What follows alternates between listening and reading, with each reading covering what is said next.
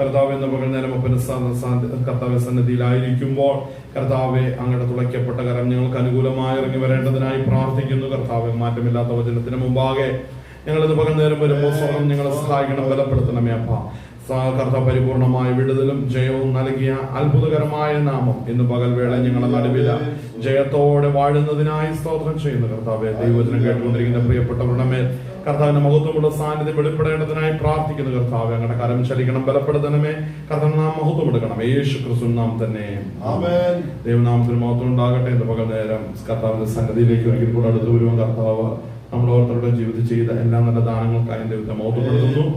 സ്വന്തം നമ്മുടെ കർത്താവിന്റെ വരവ് വളരെ അടുക്കലായിരിക്കുമ്പോൾ നമ്മൾ ലോകത്തിൽ പല സംഭവങ്ങളുമായ പല സംഭവങ്ങൾ ഭൂമിയിൽ നിറവേറുമ്പോൾ മനസ്സിലാക്കണം, കർത്താവിന്റെ വരവെടുത്തിരിക്കുന്നു. സ്വന്തം സംഭവങ്ങളെല്ലാം അതിന്റെ അന്ത്യത്തിലേക്ക് എത്തുകയാണ്. നമ്മളുടെ വീണ്ടെടുപ്പ് അടുത്തിരിക്കുന്നു. അതുകൊണ്ട് നമ്മൾ തലകളെ ഉയർത്തുക, അവന്റെ വരവിനെ നോക്കി കാണുവാൻ, അവന്റെ രാജ്യത്തിൽ എടുക്കപ്പെടുവാൻ തക്കവണ്ണം നമുക്ക് ഇന്ന് പകൽ നേരം ഒരുക്കമുള്ളവരായി തീരാം. ലോകമെമ്പാടും പലവിധമായ രോഗങ്ങൾ, ഭാരങ്ങൾ, കഷ്ടങ്ങൾ, പ്രതിസന്ധികൾ, കലഹങ്ങൾ എല്ലാം ഉടലെടുത്തുകൊണ്ടിരിക്കുന്നു. ഇതൊന്നും സമാധാനത്തിനൊരു കാലഘട്ടം ഇനി ഭൂമിയിൽ മടങ്ങി വരികയില്ല, ഒരിക്കലും മടങ്ങി വരികയില്ല. കാര്യം പ്രവചന നിവൃത്തിയിലേക്ക് വരുമ്പോൾ സമാധാനം പൂർണ്ണമായി മാറ്റുന്ന ഒരു അവസ്ഥയിലേക്ക്, സമാധാനം ഭൂമിയിൽ നിന്ന് എടുത്തു കളയുന്ന ഒരു കാലഘട്ടത്തിലാണ് നമ്മൾ ആയിരിക്കുന്നത്. നമ്മൾ കർത്താവിന്റെ സ്ഥാനം നമ്മൾ ഒരുക്കത്തോടു കൂടെ നമ്മൾ ഇന്ന് പകൽ നേരം ആയിരിക്കാം. സ്വന്തം ഇന്ന് പകൽ നേരം അല്പനേരമായി ചില വചനങ്ങളെ നമുക്ക് ചിന്തിച്ച് നമുക്ക് ദൈവത്തിൽ നമുക്ക് താണിരിക്കാം. നമ്മുടെ ചിന്തയ്ക്കായിട്ട് കൊലോസ്യർക്ക് എഴുതിയ ലേഖനം അതിന്റെ 2-ാം അധ്യായം, കൊലോസ്യർക്ക് എഴുതിയ ലേഖനം അതിന്റെ 2-ാം അധ്യായം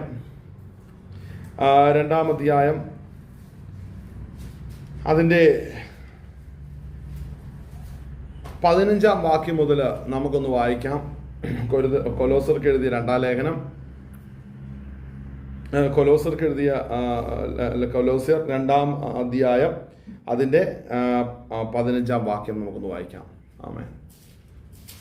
വാഴ്ചകളെയും അധികാരങ്ങളെയും ആയുധവർഗം വയ്പ്പിച്ച് ക്രൂശിൽ അവരുടെ മേൽ ജയോത്സവം കൊണ്ടാടി അവരെ പരസ്യമായ കാഴ്ചയാക്കി. അതുകൊണ്ട് ഭക്ഷണപാനങ്ങൾ സംബന്ധിച്ചോ പെരുന്നാൾ, വാവ്, ശബത്ത് എന്നീ കാര്യത്തിലോ ആരും നിങ്ങളെ വിധിക്കരുത്. ഇവ വരുവാനിരുന്നവയുടെ നിഴലത്രേ. മതി. സ്തോത്രം. അപ്പോസ്തലനായ പൗലോസ് തൻ്റെ ശുശ്രൂഷ കാലഘട്ടത്തില് സ്തോത്രം സഭയ്ക്ക് വ്യക്തമായി കൊടുക്കുന്ന നിർദ്ദേശങ്ങൾ വ്യത്യസ്തമായ നിർദ്ദേശങ്ങളായിരുന്നു.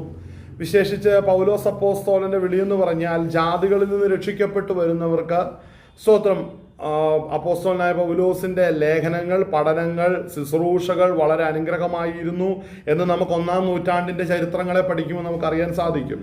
അപ്പോൾ പൗലോസ് അപ്പോസ്തലൻ വളരെ വ്യക്തമാക്കുന്ന ഒരു കാര്യം, പല ജാതികളിൽ നിന്ന്, പല വിശ്വാസങ്ങളിൽ നിന്ന് ക്രിസ്തുവിലേക്ക് വരുന്ന സമയത്ത് അവരിലെല്ലാം തന്നെ വിഗ്രഹാരാധനയുടെ ഒരു പിന്നാമ്പുറം ഉണ്ടായിരുന്നു. എല്ലാ മനുഷ്യരിലും വിഗ്രഹാരാധനയുടെ ഒരു പശ്ചാത്തലം ഉണ്ടായിരുന്നു.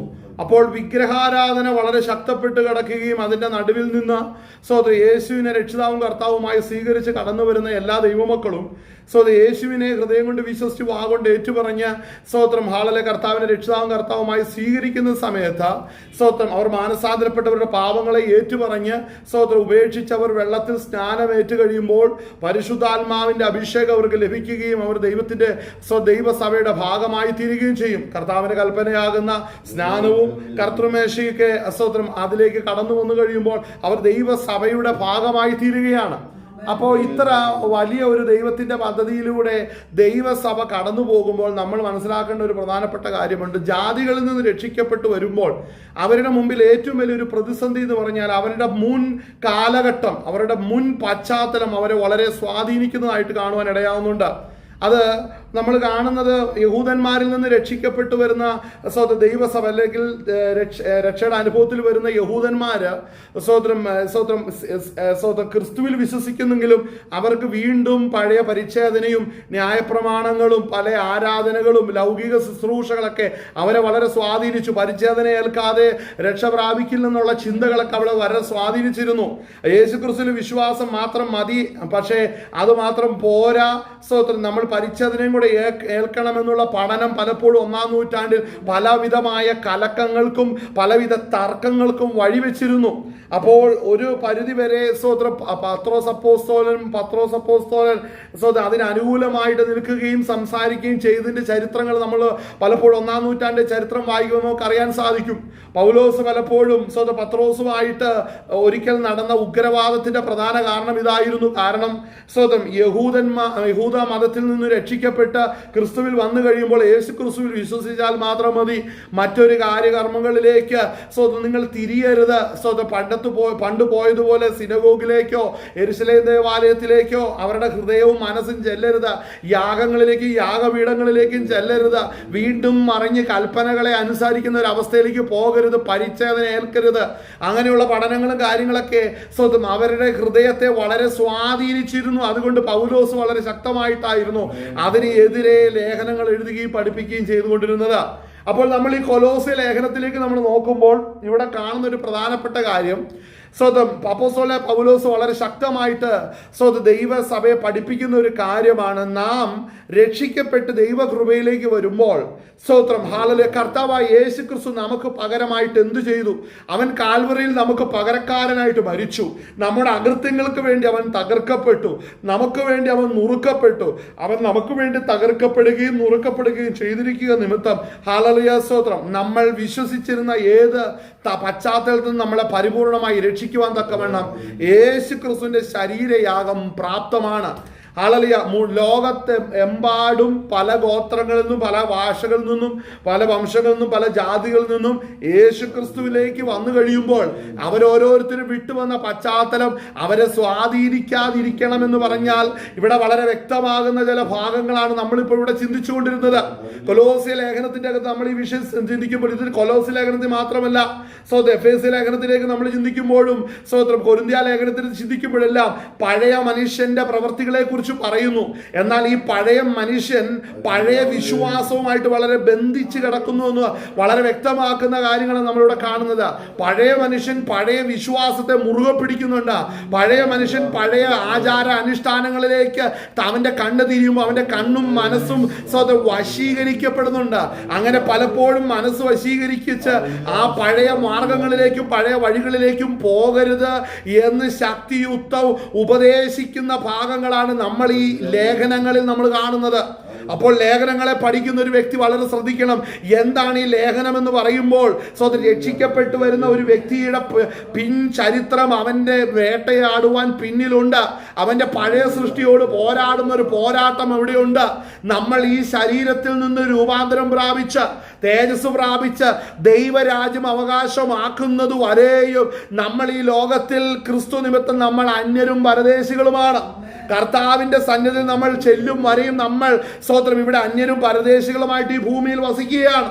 അപ്പോൾ ഇവിടെ നമ്മൾ വസിച്ചിരിക്കുമ്പോൾ തന്നെ നമുക്ക് ചില പോരാട്ടങ്ങളുണ്ട്. അത് മനുഷ്യരോടല്ല, ജഡരക്തങ്ങളോടല്ല, പിന്നെ ആരോടാണ്? അത് വാഴ്ചകളോടും അധികാരങ്ങളോടും ഈ അന്ധകാരത്തിലെ ലോകാധിപതികളോടും സ്വർലോകങ്ങളിലെ ദുഷ്ടാത്മ സേനകളോടും അത്രേ. അങ്ങനെ ഒരു പോരാട്ട തലത്തിലാണ് ദൈവമക്കൾ ഓരോരുത്തരും ആയിരിക്കുന്നത്. അപ്പോൾ അതിനോട് പോരാടണമെന്നുണ്ടെങ്കിൽ മാറ്റമില്ലാത്ത ജീവന്റെ വചനത്തിൽ ഒരുവൻ ഉറച്ചിരിക്കണം. നമുക്ക് പോരാട്ടം വചനമെന്ന ആത്മാവിന്റെ വാളിനാലാണ് നമ്മൾ ദുഷ്ടന്റെ തീയമ്പുകളെ കെടുത്തുവാനും അവന്റെ പ്രവൃത്തികളെ വെട്ടുവാനും നമ്മുടെ കയ്യിൽ ജീവന്റെ വചനം വേണം. എന്നാൽ ഈ ജീവന്റെ വചനം നമ്മളിൽ നിലനിൽക്കണമെന്നുണ്ടെങ്കിൽ അതിന്റെ പിന്നിൽ നിലനിൽക്കേണ്ട വ്യവസ്ഥകളെ കുറിച്ചാണ് നമ്മളിപ്പോൾ ഈ കൊലോസ്യ ലേഖനത്തിൽ നമ്മൾ വായിച്ചത്. ഇതിന്റെ പശ്ചാത്തലത്തിൽ നമ്മൾ ചെല്ലുമ്പോൾ എന്താണ് ഈ കൊലോസ്യ ലേഖനത്തിൽ അവിടെ വെളിപ്പെടുത്തുന്നത് നമുക്കൊന്ന് ചിന്തിക്കാം. അവിടെ വായിച്ചു വരുന്ന വാക്യം ഇപ്രകാരമാണ്. അവിടെ വായിച്ചത് അതിന്റെ 12 മുതൽ വായിച്ചാട്ടെ, ഇച്ചിരി വ്യക്തത വരട്ടെ. സ്നാനത്തിൽ നിങ്ങൾ അവരോട് കൂടെ അടക്കപ്പെടുകയും അവരെ മരിച്ചവരുടെ ഇടയിൽ നിന്ന് ഉയർത്തെഴുന്നേൽപ്പിച്ച ദൈവത്തിന്റെ വ്യാപാര ശക്തിയിലുള്ള വിശ്വാസത്താൽ അവരോട് കൂടെ നിങ്ങളും ഉയർത്തെഴുന്നേൽക്കുകയും ചെയ്തു. ഇവിടെ ശ്രദ്ധിക്കണം, ഒരു മതങ്ങളിലും പഠിപ്പിക്കാനോ കഴിയാത്ത ഒരു വലിയ സത്യമാണ് തിരുവെഴുത്തിൽ വെളിപ്പെടുത്തിയിരിക്കുന്നത്. അതായത് നമ്മളിത് ശ്രദ്ധിക്കണം, നമ്മളുടെ ക്രിസ്തു മാർഗത്തിന്റെ മഹത്വം എന്താണ്? ഈ മഹത്വം എന്താണെന്ന് ഇവിടെ പറഞ്ഞിരിക്കുകയാണ്. ദൈവം നമുക്ക് വേണ്ടി എന്താ ചെയ്തത്? ദൈവം നമുക്ക് വേണ്ടി ഒരു ജോലി തന്നതല്ല നമ്മുടെ വിഷയം, ഒരു വീട് കെട്ടി ഉണ്ടാക്കി തന്നതല്ല വിഷയം, ഒരു 10-25 ലക്ഷം രൂപ ഒരു കാറ് മേടിച്ചതല്ല, അല്ലെങ്കിൽ സ്വന്തം വിദേശ രാജ്യത്ത് എവിടെയെങ്കിലും പെർമനന്റ് സിറ്റിസൺഷിപ്പ് കിട്ടി അവിടെ കുടിയിരിക്കുന്നതല്ല കർത്താവ് ചെയ്തത്. പിന്നെ കർത്താവ് ചെയ്തത് എന്താണ്? അതാണ് നമ്മുടെ രക്ഷാമാർഗത്തിന്റെ ആധികാരിക സത്യങ്ങള്. അത് ഗ്രഹിക്കുന്നവന് മാത്രമാണ് ആത്മാവിൽ വളർച്ച ഉണ്ടാകത്തുള്ളൂ. നമ്മൾ വായിച്ച ഒരു കാര്യം ശ്രദ്ധിക്കണം. അതിന്റെ 12-ാം വാക്യം വായിച്ച വാക്യം, സ്നാനത്താൽ നിങ്ങൾ അവനോടുകൂടെ അടക്കപ്പെടുകയും.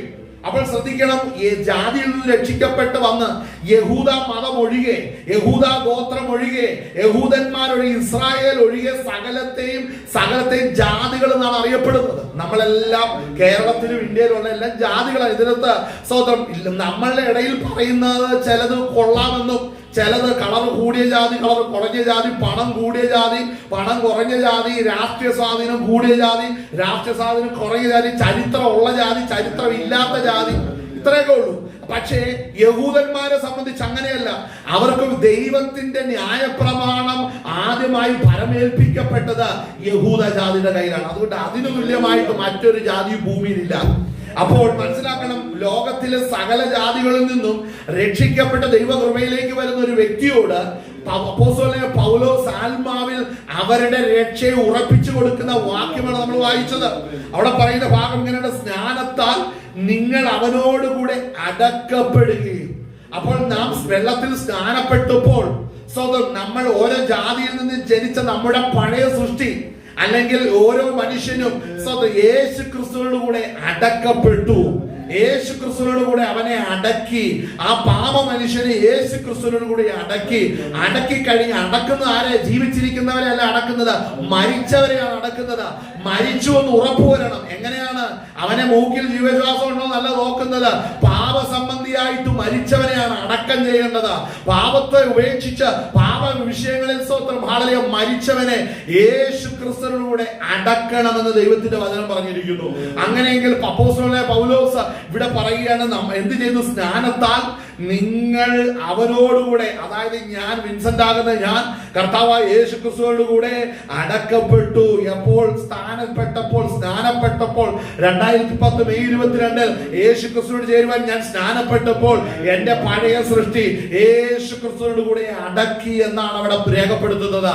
അപ്പോൾ സ്നാനപ്പെട്ട വ്യക്തി എപ്പോഴും ഇത് പ്രഖ്യാപിക്കണം. ഈ പ്രഖ്യാപനം ഈ ലോകത്തിന്റെ ശക്തികൾക്കെതിരാണ്, ഈ ലോകത്തിന്റെ അധികാരങ്ങൾക്കെതിരാണ്, ഈ ലോകത്തിന്റെ വ്യവസ്ഥകൾക്കെതിരാണ്.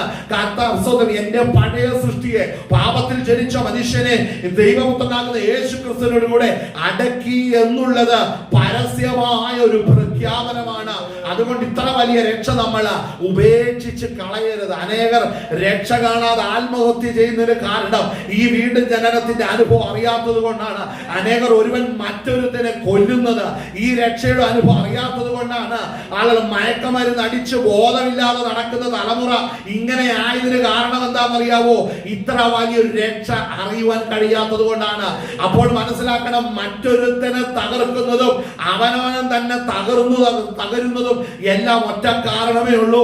എനിക്ക് വേണ്ടി വില കൊടുത്തൊരു പദ്ധതി ഭൂമിയിലുണ്ടെന്ന് ഗ്രഹിക്കുവാൻ കഴിയാതെ അവൻ അവന്റെ കണ്ണിൽ ബോധിച്ച വഴികളിൽ അവൻ നടന്നുകൊണ്ട് തൃപ്തി അടയുകയാണ് ചെയ്യുന്നത്. അങ്ങനെ തൃപ്തി പ്രാപിക്കത്തില്ല.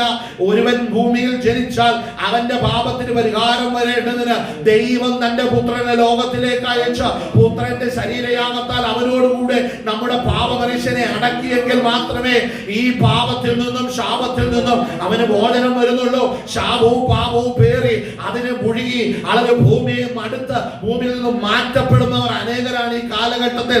മനസ്സിലാകണം, രക്ഷിക്കപ്പെടാതെ വീട്ടു ജനനം പ്രാപിക്കാതെ ഒരിക്കലും നിന്റെ ആത്മാവിന് സ്വസ്ഥത ലഭിക്കുന്നില്ല. അപ്പോൾ ഇന്ന് പകൽ നേരം മനസ്സിലാക്കണം, ഈ സത്യങ്ങൾ ഗ്രഹിക്കാതെ ആകരുത് ജീവിക്കണം. ആമേൻ, ഹല്ലേലൂയ. അപ്പോൾ കൊലോസ്യ സഭയിലേക്ക് പൗലോസ് ഈ ലേഖനം എഴുതുമ്പോൾ ഇതിനെ കുറിച്ച് ഗ്രാഹ്യം ആർക്ക് വേണം? ദൈവസഭയ്ക്ക് വേണം. ഇന്നും ഞാൻ ഏതൊക്കെ സമുദായത്തിൽ നിന്ന്, ഏതൊക്കെ ജാതിയിൽ നിന്നാണ് രക്ഷിക്കപ്പെട്ടു വന്നത്, രക്ഷിക്കപ്പെട്ട് സ്നാനപ്പെട്ടിട്ട് വീണ്ടും പഴയ ജാതിയും പഴയ മാർഗവും പഴയ സമുദായം പറഞ്ഞുകൊണ്ടിരിക്കുന്നവരൊക്കെ ശ്രദ്ധിച്ചോളും. അവരൊക്കെ കണ്ണിന്റെ കാഴ്ച നഷ്ടപ്പെട്ടു പോയെന്ന് മനസ്സിലാക്കിക്കോളും. എന്നാൽ അങ്ങനെയാകരുത്. സഹോദരൻ, നീ ഈ പഴയത് പറഞ്ഞുകൊണ്ടിരിക്കുന്ന നിന്റെ ഈ സ്ഥിതിയിൽ നിന്ന് നിനക്ക് മോചനം നൽകിയത് ഒരേ ഒരു പദ്ധതിയാണ്. യേശു ക്രിസ്തുവിന്റെ ശരീരയാഗം മാത്രമേ ഉള്ളൂ. ആളെ വീട്ടിൽ ജനനം പ്രാപിച്ച നിനക്ക് മാത്രമേ ഈ ലോകത്തിൽ സമാധാനം അനുഭവിക്കാൻ കഴിയത്തുള്ളൂ. അപ്പോൾ ശ്രദ്ധിക്കണം, ഇത്ര വലിയ ഒരു രക്ഷ, ഇത്ര വലിയൊരു പദ്ധതിയാണ് സ്വർഗത്തിലെ ദൈവം നമുക്ക് വേണ്ടി ഒരുക്കിയത്. ആമേൻ.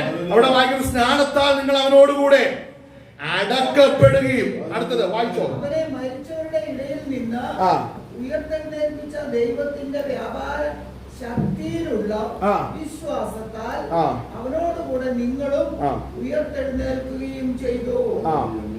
അതിക്രമങ്ങളിലും നിങ്ങളുടെ ജഡത്തിന്റെ അഗ്രചർമ്മത്തിലും മരിച്ചവരായിരുന്ന നിങ്ങളെയും അവൻ അവനോടുകൂടെ ജീവിപ്പിച്ചു. ഇവിടെ ശ്രദ്ധിക്കണം, നമ്മുടെ പഴയ സൃഷ്ടിയെ ക്രിസ്തുവിനോട് കൂടെ അടക്കി.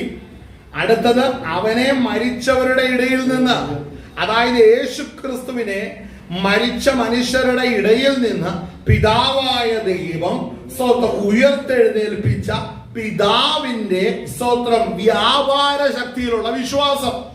അപ്പോൾ എന്താണ് പിതാവിന്റെ വ്യാപാര ശക്തി? മരണത്തിൽ നിന്ന് ഉദ്ധരിക്കുവാൻ തക്കവണ്ണം തേജസ് നൽകുവാൻ പ്രാപ്തമായത് ആണ് പിതാവിന്റെ സ്തോത്രം, ഹല്ലേലൂയ, വ്യാപാര ശക്തി എന്ന് പറയുന്നത്. അപ്പോൾ ദൈവത്തിന്റെ വ്യാപാര ശക്തി ഇന്ന് ഇവിടെ വ്യാപരിച്ചു കഴിഞ്ഞാൽ സ്തോത്രം, നിങ്ങളുടെ മനസാക്ഷിയെ നിർജീവമാക്കുന്ന പ്രവർത്തികളെ പോക്കി നിങ്ങളെ ഉദ്ധരിക്കുന്നതാണ് പിതാവായ ദൈവത്തിന്റെ വ്യാപാര ശക്തി. അപ്പോൾ ആ വ്യാപാര ശക്തി ഇവിടെ വ്യാപരിച്ചാൽ ഇരുട്ടിന്റെ കോട്ടകൾ ഇടിയുവാനിടയാകും. ആമേൻ. അത് ദൈവത്തിന്റെ നീതിയാണ്. ഹല്ലേലൂയ, സ്തോത്രം. അപ്പോൾ പിതാവായ ദൈവത്തിന്റെ വ്യാപാര ശക്തി കല്ലറയിൽ കിടന്ന ദൈവപുത്രന്റെ ശരീരത്തെ രൂപാന്തരപ്പെടുത്തി. തന്റെ ആത്മാവ് പാതാളത്തിലേക്ക് ഇറങ്ങി. മരണത്തിന്റെ ശക്തികളെ, പാതാളത്തിന്റെ ശക്തികളെ എല്ലാം ജയിച്ച് മരണത്തിന്റെ അധികാരിയായ പിശാചിനെ തന്റെ മരണത്താൽ നീക്കി മരണത്തിന്റെയും പാതാളത്തിന്റെയും താക്കോൽ പുത്രനാകുന്ന യേശു കർത്താവ് പിടിച്ചു മേടിച്ചു. അത് വെളിപ്പാട് പുസ്തകത്തിൽ കാണിക്കും. അവന്റെ കയ്യിൽ മരണത്തിന്റെയും പാതാളത്തിന്റെയും ജീവന്റെയും മരണത്തിന്റെയും എല്ലാം താക്കോല് കയ്യിലുള്ള ഒരുവരേ ഉള്ളൂ. അത് കർത്താവ് യേശു ക്രിസ്തു മാത്രമേ ഉള്ളൂ. നിന്റെ ശരീരം വിട്ടാൽ നിനക്ക് എവിടെ ആശ്രയിക്കാമെന്ന് ചോദിച്ചാൽ മനസ്സിലാക്കണമേ, മരണത്തെയും പാതാളത്തെയും ജയിച്ചൊരു നാമം നീ ആയുസ്സിൽ ജീവിച്ചിരിക്കുമ്പോൾ അറിഞ്ഞിരിക്കണം. ആ നാമം കർത്താവ് യേശു ക്രിസ്തു എന്ന നാമമാണ്. ആ നാമത്തിൽ ആശ്രയിക്കുന്ന ഒരുവനും ലജ്ജിച്ചു പോകുകയില്ല. അപ്പോൾ കർത്താവായ യേശു ക്രിസ്തുവിൽ ആശ്രയിക്കുന്ന ഒരുവന് ദൈവം കൊടുക്കുന്ന പ്രൊട്ടക്ഷൻ വലുതാണ്. അവന് ദൈവം കൊടുക്കുന്ന വാഗ്ദത്തം, അവന് ദൈവം കൊടുക്കുന്ന ആത്മീക നന്മകളുടെ, ആത്മീക സമ്പത്തിന്റെ വല്ലഭത്വം വലുതാണ്. ആമേൻ. അത് ഗ്രഹിക്കുന്നവർക്ക് മാത്രമേ അത് ആസ്വദിക്കാൻ കഴിയത്തുള്ളൂ. ഇന്ന് പകർന്നേരം മനസ്സിലാക്കണം, പിതാവിന്റെ വ്യാപാര ശക്തിയാണ് നമ്മെ ഓരോരുത്തരും ഉദ്ധരിച്ചു കൊണ്ടിരിക്കുന്നത്. ഈ വാക്ക് ഞാൻ പറയുന്ന ഒരു പ്രധാന കാരണമുണ്ട്. ഇനി പറയാൻ പോകുന്ന വിഷയങ്ങൾ നമ്മൾ വളരെ ശ്രദ്ധിച്ച് കാണുകയും ശത്രുവാകുന്ന പിശാചിന്റെ പോരാട്ടത്തിൽ നിന്ന് നമുക്ക് ജയം നൽകുന്നത് ഈ വ്യാപാര ശക്തിയാണ്. ആ വിഷയത്തെ അടിവരയിട്ടുകൊണ്ടാണ് ഞാൻ ഇനി തുടർന്ന് വിഷയങ്ങളിലേക്ക് കടക്കുന്നത്. ആമേൻ. നമുക്ക് തുടർന്ന് അടുത്ത വാക്യം വായിക്കുമ്പോൾ അവിടെ വായിക്കുന്ന നിങ്ങളുടെ അതിക്രമങ്ങളിലും നിങ്ങളുടെ അഗ്രചർമ്മങ്ങളിലും മരിച്ചവരായിരുന്ന നിങ്ങളെയും അവൻ അവനോടുകൂടെ ജീവിപ്പിച്ചു. അതിക്രമങ്ങളൊക്കെയും നമ്മോട്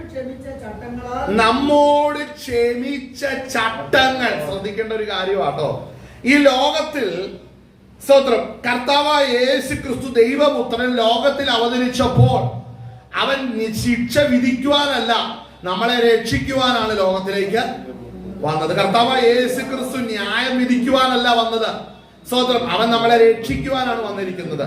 അപ്പോൾ ഇവിടെ ന്യായവിധിക്കുള്ള സകല സെറ്റപ്പും ഭൂമിയിലുണ്ട്, ഓൾറെഡി ഉണ്ട്. ഓരോ മനുഷ്യാത്മാവും രക്ഷ പ്രാപിക്കാതെ എല്ലാ ആത്മാക്കളെ ഒരുപോലെ ബന്ധിച്ച് നരകത്തിൽ കൊണ്ടുപോകാനുള്ള പൈശാചിക മണ്ഡലം ഈ ഭൂമിയിൽ ഓൾറെഡി ബിൽഡപ്പാണ്, ഓൾറെഡി ഇവിടെ ഉണ്ടത്.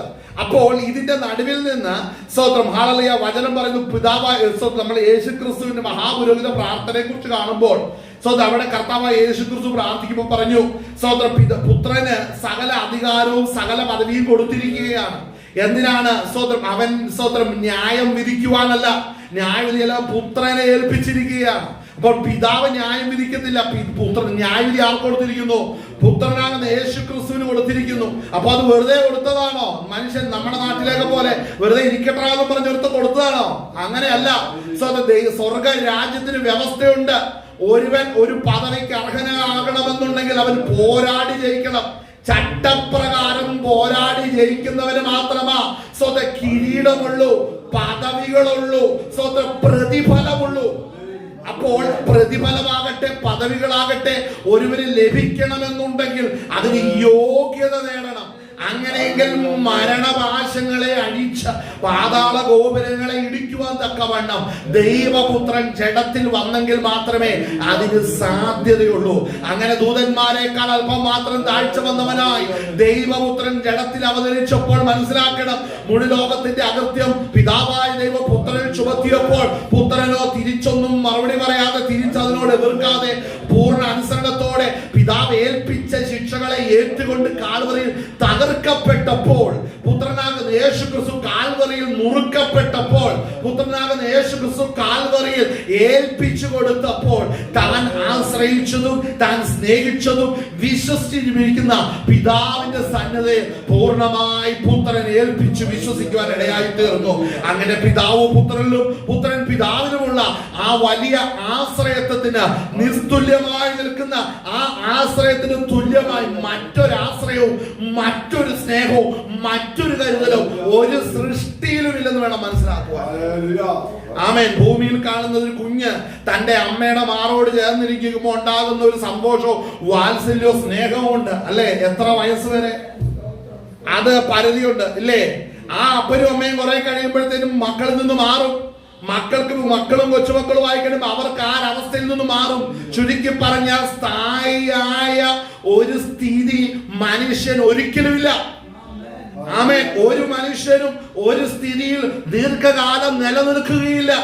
അങ്ങനെ ഒരു സ്ഥിതിയിലാണ് സ്വർഗത്തിലെ ദൈവം മനുഷ്യനെ സൃഷ്ടിച്ചത്. എന്നാൽ മനസ്സിലാക്കണം, സ്വർഗത്തിന്റെ നീതി, സ്വർഗത്തിന്റെ ജ്ഞാനം, സ്വർഗത്തിന്റെ സ്നേഹം എത്ര ആഴമുള്ളതാണ്.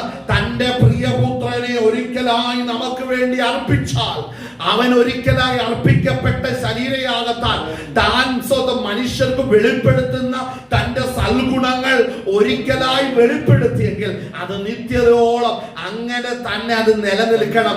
വെളിപ്പെടുത്തിയത് ദൈവമാണ്, വെളിപ്പെടുത്തിയിരിക്കുന്നത് ദൈവപുത്രനെ കുറിച്ചാണ്. അത് ആർക്കാണോ അവനെ വെളിപ്പെടുത്തിയത്? മനുഷ്യർക്കാണ് അവനെ വെളിപ്പെടുത്തിയിരിക്കുന്നത്. അങ്ങനെയെങ്കിൽ അവന്റെ സ്നേഹം ഒരപ്പനേക്കാളും അമ്മയെക്കാളും മക്കളെക്കാളും ലോകത്തിലുള്ള ഒരു സ്നേഹത്തിലും ദൈവപുത്രന്റെ അനുസരണത്തെയും സ്നേഹത്തെയും വെളിപ്പെടുത്തുവാൻ കഴിയത്തില്ല. അങ്ങനെയെങ്കിൽ ഇന്ന് പകനേരം ഈ ആഴത്തെ ഗ്രഹിച്ചുകൊണ്ടാകണം നമ്മൾ ഓരോരുത്തരും ദൈവസന്നിധിയിലേക്ക് അടുത്തു വരേണ്ടത്. ആമേൻ. ആളെ കരങ്ങൾ ദൈവത്തെ മാത്രപ്പെടുത്തിയാട്ടെ. ഹല്ലേലൂയ. അപ്പോൾ ഈ സത്യങ്ങൾ ഗ്രഹിക്കുമ്പോൾ നമ്മൾ ഇവിടെ തിരിച്ചറിയേണ്ട ഒരു കാര്യമാണ്. നമ്മൾ വായിച്ച സ്തോത്രം, ഹല്ലേലൂയ, അവിടെ വായിക്കുന്ന വാക്യം സ്തോത്രം, അതിക്രമങ്ങളാൽ ഒക്കെയും നമ്മോട് ക്ഷമിച്ച ചട്ടങ്ങളാൽ നമുക്ക് വിരോധവും. കണ്ടോ, ഇവിടെ ശ്രദ്ധിക്കണം, യേശു ക്രിസ്തു എന്താ ചെയ്തത്? എന്നെ രക്ഷിക്കുമ്പോൾ എനിക്ക് വിരോധമായൊരു കൈയെടുത്ത് ഭൂമിയിൽ ഉണ്ടായിരുന്നു. ആമേൻ. ഹല്ലേലൂയ. എന്റെ പേര് ജീവപുസ്തകത്തിൽ എഴുതണമെന്നുണ്ടെങ്കിൽ അതിനൊത്തിരി തടസ്സമുണ്ട്. പാപം ചെയ്ത് ഇന്നും രക്ഷിക്കപ്പെടാത്തവൻ എന്റെ പേര് ജീവപുസ്തകത്തിൽ ഉണ്ടോ എന്ന് ചോദിച്ചുകൊണ്ട് നടക്കുന്നവരെ അല്ല ഇത്. ഇതെങ്ങനെയാണെന്ന് തിരിച്ചറിയണം. ഒരു പാപ മനുഷ്യനെ അവന്റെ പേര് ജീവപുസ്തകത്തിൽ എഴുതുന്നതിന് മുമ്പ് അവന് വിരോധവും പ്രതികൂലവുമായിരിക്കുന്ന കൈയെഴുത്ത് ഈ ഭൂമിയിലുണ്ട്. അവന്റെ ആദാമ്യ പാപം, ജന്മപാപം അവന് തടസ്സമായിട്ട് നിൽക്കുകയാണ്. അവന്റെ ആത്മാവിനെ വെല്ലുവിളിച്ച് നിത്യമായി ഗന്ധകർത്ത തീപ്പൊയ്കയില്ല. സാത്താനവന്റെ ദൂതന്മാരും വീഴുമ്പോൾ അവരോടൊത്ത് വളരെ പാപത്താൽ ജനിച്ച ജ്ഞാനം ചെല്ലണമെന്നുള്ള സാത്താന്റെ വലിയ അജണ്ടയാണ് സ്വർഗത്തിലെ ദൈവപുത്രനാകുന്ന യേശു ക്രിസ്തു കാൽവറിയിൽ തന്റെ മരണത്താൽ നീക്കിയതെന്ന് മനസ്സിലാക്കണം. എനിക്ക് വിരോധമായി എഴുതിയിരിക്കുന്ന ചില എഴുത്തുകളുണ്ട്. ആമേൻ. സ്തോത്രം. ഹല്ലേലൂയ. ഭൂമിയിൽ ഒരു ശത്രുവായിട്ട് ഒരുവൻ പ്രവർത്തിക്കുകയോ ചിന്തിക്കുകയോ ചെയ്യുമ്പോൾ, ഒരുവനെതിരെ മറ്റൊരുവൻ പ്രവർത്തിക്കുകയോ ചെയ്യുമ്പോൾ അവർ തമ്മിൽ എഴുതി കൊടുക്കുന്നതോ പറയുന്നതോ പറയുന്നതോ സ്തോത്രം തമ്മിൽ കൽപ്പിക്കുന്നതായ പ്രസ്താവനകളൊക്കെ ഈ ഭൂപരപ്പ് കൊണ്ട് അവസാനിക്കുമ്പോൾ മനസ്സിലാക്കണം, ഈ ശരീരത്തിലല്ല, എന്റെ ആത്മാവിനെ നിത്യമായ ദണ്ഡനത്തിലേക്ക് കൊണ്ടുപോകുവാൻ ഞാൻ പോലും അറിയാത്ത എന്റെ ആത്മാവിനെ പിടിച്ചു കെട്ടുവാനാണെന്ന് ഓർക്കണം സാത്താൻ വരുന്നത്. അളവി അപ്പോൾ ആ സാത്താന്റെ ബന്ധനത്തിൽ നിന്ന് എന്നെ വീണ്ടെടുക്കണമെന്നുണ്ടെങ്കിൽ എനിക്ക് പകരക്കാരനായി ഒരുവൻ മരിക്കണം. അവൻ മരിച്ചിട്ട് എന്താണ് ഗുണമിരിക്കുന്നത്? അവൻ മരിച്ച് എന്റെ അകൃത്യങ്ങൾക്ക് വേണ്ടി തകർക്കപ്പെടണം. അല്ലെങ്കിൽ എന്റെ അകൃത്യങ്ങൾക്ക് വേണ്ടി ദൈവപുത്രൻ തകർക്കപ്പെട്ട് കഴിഞ്ഞാൽ എന്താണ് പ്രത്യേകത? എന്റെ മേൽ കിടക്കുന്ന എല്ലാ പാപത്തിന്റെ കടങ്ങളും അവന്റെ രക്തത്താൽ അവിടെ നിന്ന് കഴുകി കളയുവാൻ ഇടയായി തീരും. അങ്ങനെയെങ്കിൽ ശത്രുവായവൻ എഴുതി വെച്ചതല്ല, പ്രിയപുത്രനാകുന്ന യേശു കർത്താവ് തന്റെ രക്തത്താൽ കഴുകിയത് കൊണ്ടാണ് ഇന്ന് ഞാൻ നിങ്ങളുടെ മുമ്പിൽ കർത്താവിന്റെ സാക്ഷിയായി നിൽക്കുന്നത്. ഇന്ന് ആരെങ്കിലും കർത്താവിന്റെ മുമ്പിൽ സാക്ഷിയായി നിൽക്കുന്നതുണ്ടെങ്കിൽ അവർക്ക് വിരോധവും പ്രതികൂലവുമായിരുന്ന കൈയെടുത്ത് കാൽവറിയിൽ മായിച്ചത് കൊണ്ട് മാത്രമാണ് കർത്താവിന്റെ പൈതലെന്ന പദവിയിൽ ഇരിക്കുവാൻ ദൈവം തുണ ചെയ്യുന്നത്. Hallelujah, hallelujah, hallelujah, hallelujah. അവിടെ വളരെ ശ്രദ്ധിക്കേണ്ട ഒരു പദമുണ്ട്. സ്തോത്രം. അവിടെ വായിക്കുന്ന പാഠം എന്നെ വളരെ എപ്പോഴും ചിന്തിപ്പിക്കുന്ന ഒരു കാര്യമാണ്. ഹല്ലേലൂയ, സ്തോത്രം. അവിടെ വായിക്കുന്ന 14 വാക്യം, അതിക്രമങ്ങളൊക്കെ നമ്മളോട് ക്ഷമിച്ച ചട്ടങ്ങളാൽ നമുക്ക് വിരോധവും പ്രതികൂലവുമായിരിക്കുന്ന കൈയെഴുത്ത് മായിച്ച് വിരോധവും പ്രതികൂലവുമായി ഇരുന്ന സ്തോത്രം കൈയെഴുത്ത് മായിക്കണം. ആമേൻ. ക്രൂശിൽ തറച്ച് കണ്ടോ, ഇന്ന് നടുവിൽ നിന്ന് നീക്കിക്കളഞ്ഞു. അപ്പോൾ മനസ്സിലാക്കണം, പ്രിയപുത്രൻ സ്തോത്രം കാൽവറിയിൽ തകർക്കപ്പെട്ട കല്ലറയിൽ അടക്കപ്പെട്ട് 3-ാം നാൾ ഉയർത്തെഴുന്നേൽക്കും സമയം പാപത്തിന്റെ കടങ്ങളെ തീർത്ത് ദൈവപുത്രൻ യേശു കർത്താവ് മരണവാസ്യങ്ങളെ അഴിച്ചപ്പോൾ അവനെ മരണത്തിൽ നിന്ന് ഉയർപ്പിക്കുന്ന പിതാവിന്റെ വ്യാപാര ശക്തിയാൽ പുത്രനെ ഉയർപ്പിച്ചു. ഇന്ന് പകൽനേരം ആ വ്യാപാര ശക്തിയിൽ ഞാനും നിങ്ങളും വിശ്വസിക്കുകയും പരിശുദ്ധാത്മാഭിഷേകം പ്രാപിക്കുകയും ചെയ്തിട്ടുള്ളവരോടാണ് ഞാൻ പറയുന്നത്, അവർക്ക് ആശ്രയിക്കാം. കാര്യം അവരുടെ വിശ്വാസം ഉറപ്പിക്കേണ്ടതിന് ഇതേ വ്യാപാര ശക്തി എന്റെ നിങ്ങളുടെ നടുവിൽ നിന്ന് ചില പ്രതികൂലമായ കൈയെഴുത്ത് നീക്കിക്കളയുന്നുണ്ട്. സ്തോത്രം. ഹല്ലേലൂയ. വ്യാപാര ശക്തിയുടെ മഹത്വം എന്താണ്? എനിക്ക് നിങ്ങളുടെ നടുവിൽ നമുക്ക് വിരോധമായി എഴുതിയിരുന്ന ചില കൈയെഴുത്തുകളെ കർത്താവായ യേശു ക്രിസ്തു നമ്മുടെ നടുവിൽ നിന്ന് നീക്കിക്കളയുന്നുണ്ട്. ഇതാണ് ചെയ്തുകൊണ്ടിരിക്കുന്നത്. ഇന്നും പാപിയായിരിക്കുന്ന ഒരുവൻ നിലവിളിക്കുമ്പോൾ അവന്റെ അകൃത്യങ്ങളെയും കടങ്ങളെയും അവന്റെ മുമ്പിൽ നിന്ന് നീക്കിക്കളയുന്ന ഒരു സ്വർഗത്തിലാണ്, സ്വർഗത്തിലിരിക്കുന്ന പരിശുദ്ധനെയാണ് നമ്മൾ ഇന്ന് പകൽനേരം ആശ്രയിക്കുന്നത്. നമ്മുടെ വിശുദ്ധ കാര്യങ്ങൾ ദൈവത്തെ മഹത്വപ്പെടുത്തിയാട്ടെ. നമുക്ക് ദൈവസന്നിധിയിൽ ആ വാക്യങ്ങളൊന്നും കൂടെ വായിച്ചാട്ടെ. അതിക്രമങ്ങളൊക്കെയും നമ്മോട് ക്ഷമിച്ച ചട്ടങ്ങളാൽ നമുക്ക് വിരോധവും പ്രതികൂലവുമായിരുന്ന കയ്യെഴുത്ത് മായിച്ച് തറച്ച് നടുവിൽ നിന്ന് നീക്കിക്കളഞ്ഞു. വാഴ്ചകളെയും അധികാരങ്ങളെയും ആയുധവർഗം വഹിപ്പിച്ച് ക്രൂശിൽ അവരുടെ മേൽ ജയോത്സവം കൊണ്ടാടി. ഇവിടെ ശ്രദ്ധിക്കണം, ഈ വാക്കുകൾ വളരെ ശ്രദ്ധിക്കണം. ഹല്ലേലൂയ. നമ്മുടെ നടുവിൽ നിന്ന്, അതായത് വിൻസെന്റ് ആവുന്ന എനിക്ക് ഒരിക്കലും ദൈവസന്നിധിയിലേക്ക് വരുവാൻ കഴിയത്തില്ല. എന്റെ മുമ്പിൽ പാപനിമിത്തം ദൈവത്തിന്റെ കൽപ്പനയിൽ നിന്ന് അകന്നും മനം തഴമ്പിച്ചു പോയ എന്നെ വീണ്ടെടുക്കുവാൻ ഒരു വഴിയും ഇല്ലാതിരിക്കുമ്പോൾ എന്നെ രക്ഷിക്കുവാനാണ് ദൈവപുത്രനെ ലോകത്തിലേക്ക് അയച്ചത്. അങ്ങനെയെങ്കിൽ ഞാൻ വീണ്ടെടുക്കപ്പെട്ട് കഴിയുമ്പോൾ എന്നെ പിതാവിന്റെ സന്നിധിയിൽ എത്തിക്കണം. ഹല്ലേലൂയ. എന്നെ പിതാവിന്റെ സന്നിധിയിൽ ഏൽപ്പിക്കണം. നമ്മൾ ഈ പ്രാർത്ഥിക്കുന്നതും ആരാധിക്കുന്നതൊന്നും വെറുതെ അല്ല. ലോക മനുഷ്യൻ ചോദിക്കുന്നത് എന്തിനാ ഈ ചൂട് പഠിച്ച് വേർത്തു കുളിച്ച് വന്നിരുന്ന് ഇങ്ങനെ പ്രസംഗിക്കുന്ന പ്രാർത്ഥിക്കുന്നതെന്ന് ചോദിക്കും. പക്ഷെ മനസ്സിലാക്കണം, അകത്ത് കത്തിയ ഒരു തീയുണ്ട്. അത് ഭൂമിയിൽ ഉളവായതല്ല, അത് സ്വർഗത്തിൽ നിന്ന് വന്ന തീയാണ്. ആ തീ ഒരിക്കലും കെടാൻ പോകുന്നില്ല. ലോകത്തിൽ എന്ത് കണ്ടാലും, ലോകത്തിൽ എത്ര തണുത്തത് കണ്ടാലും ശരി, അകത്ത് വീണ തീ ഒരിക്കലും കെടുത്തില്ലെന്ന് തിരിച്ചറിയണം. കാര്യം ഇത് നമ്മൾ പ്രാപിച്ച സ്വർഗത്തിൽ നിന്ന് തന്നെയാണ്. അങ്ങനെയെങ്കിൽ നമ്മൾ ഈ വാക്യം വായിക്കുമ്പോൾ ആ വാക്യത്തിന്റെ അർത്ഥം നമ്മൾ മനസ്സിലാക്കണം. അവിടെ വായിക്കുന്നത് നീക്കിക്കളഞ്ഞു വാഴ്ചകളെയും അധികാരങ്ങളെയും ആയുധവർഗം വെപ്പിച്ച്. അപ്പൊ ശ്രദ്ധിക്കണം, ഈ എന്താണ് ഇവിടെ സംഭവിച്ചത്?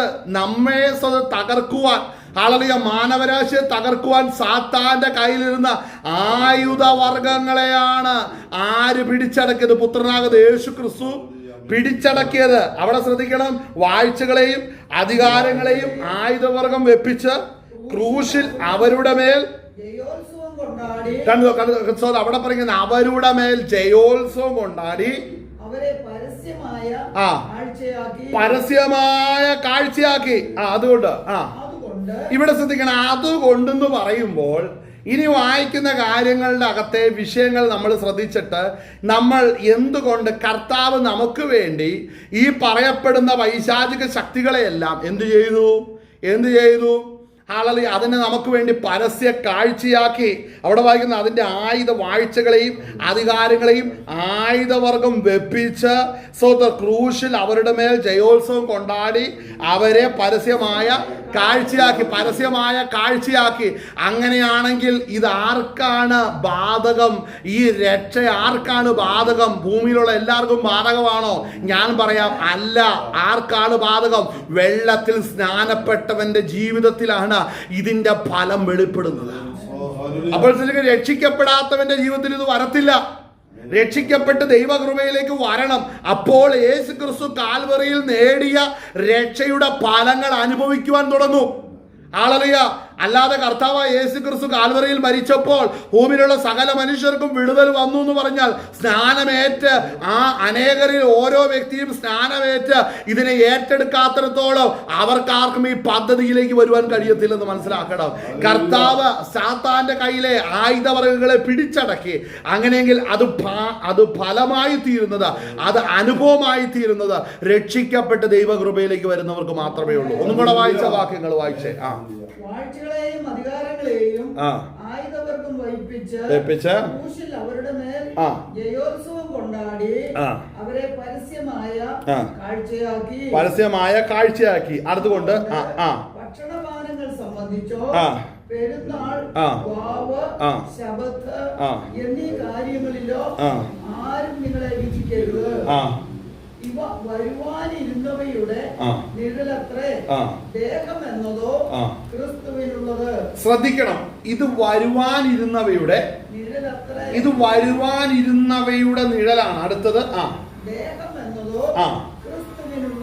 ദേഹം എന്നതോ ക്രിസ്തുവിനുള്ളത്. താഴ്മയിലും ദൂതന്മാരെ ആരാധിക്കുന്നതിലും രസിച്ച് സ്വന്തം ദർശനങ്ങളിൽ പ്രവേശിക്കുകയും തന്റെ ജഡമനസ്സിനാൽ വെറുതെ ചീർക്കുകയും മുറുകെ പിടിക്കാതിരിക്കുകയും ചെയ്യുന്നവൻ ആരും നിങ്ങളെ തെറ്റിക്കരുത്. ഇവിടെ ശ്രദ്ധിക്കേണ്ട ഒരു കാര്യമാണ്. ആദ്യം പറഞ്ഞു സ്തോത്രം, ഭക്ഷണപാനങ്ങൾ സംബന്ധിച്ച് പെരുന്നാൾ, വാവ്, ശബത്ത് എന്നീ കാര്യങ്ങൾ ആരും നിങ്ങളെ വിധിക്കരുത്.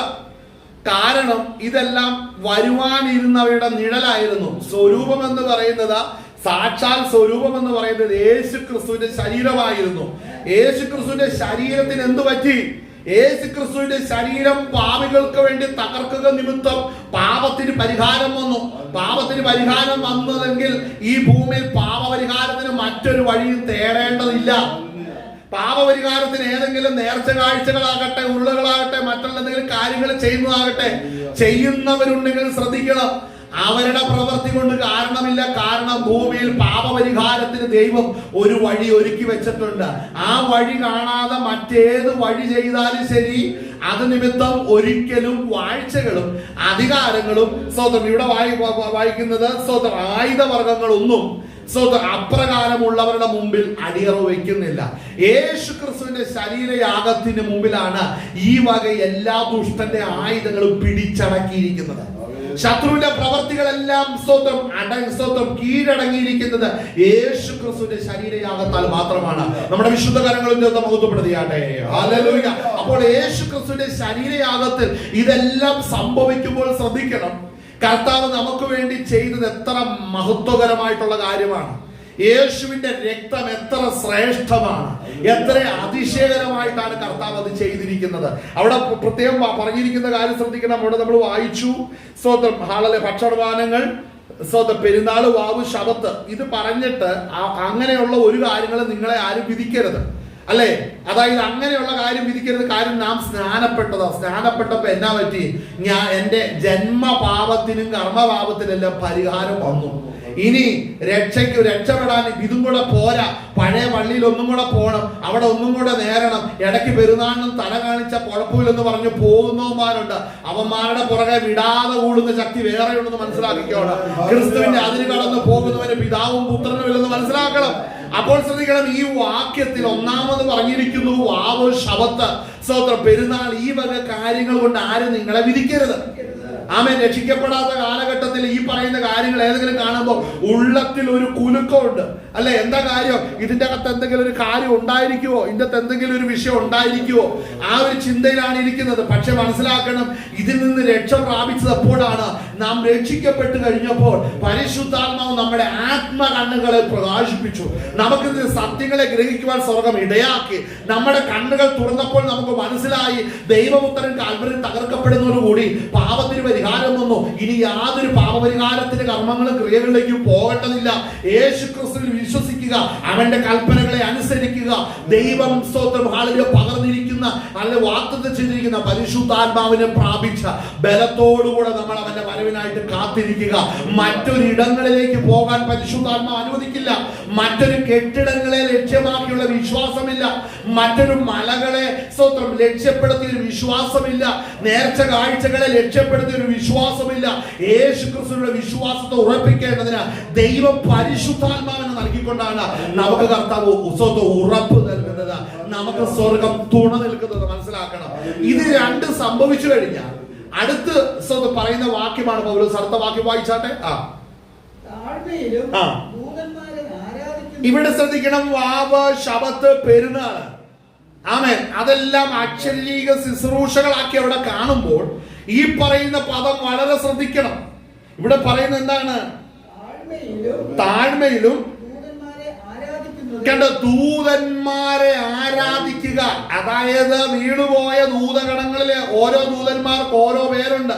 ആ ദൂതന്മാരെ പേര് വിളിച്ച് അതിനെ സേവിച്ചു പൂജിച്ച് കൊണ്ടു നടന്ന് ഭൂമിയിലെ കാര്യങ്ങൾ നടത്തുന്ന ഒരു പൂർവ്വ സ്വഭാവം നിനക്കുണ്ടായിരുന്നുവെങ്കിൽ, ആമേൻ, നീ രക്ഷിക്കപ്പെട്ട് ദൈവകൃപയിലേക്ക് വന്നു കഴിഞ്ഞാൽ പിന്നീട് ആ വഴിക്ക് പോകരുത്.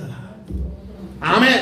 അപ്പോൾ ശ്രദ്ധിക്കണേ, ഇവിടെ മനസ്സിലാക്കണം, ചിലരെന്ന് പറഞ്ഞു കൊടുക്കുന്ന മന്ത്രവാദമില്ല, സേവകളില്ല, ഇങ്ങനെയുള്ള കാര്യങ്ങളൊന്നും ഇല്ലെന്ന് പറഞ്ഞുകൊണ്ട് നടക്കുന്ന കുറെ പെന്തക്കോസിന്റെ അകത്തുകൊണ്ട് ഇങ്ങനെ കുറെ മന്ദബുദ്ധികൾ. എന്നാൽ ദൈവത്തിന്റെ വചനം ശ്രദ്ധിക്കുക, ഈ പറയുന്ന ശക്തികളെല്ലാം ഉണ്ട്. ഇതിനെയൊക്കെ സേവിക്കാനും പറ്റും. ഇതിനെ കൊണ്ട് നടന്ന് അവരുടെ ഉദ്ദിഷ്ട കാര്യങ്ങളെല്ലാം സാധിപ്പിക്കുകയും ചെയ്യാം.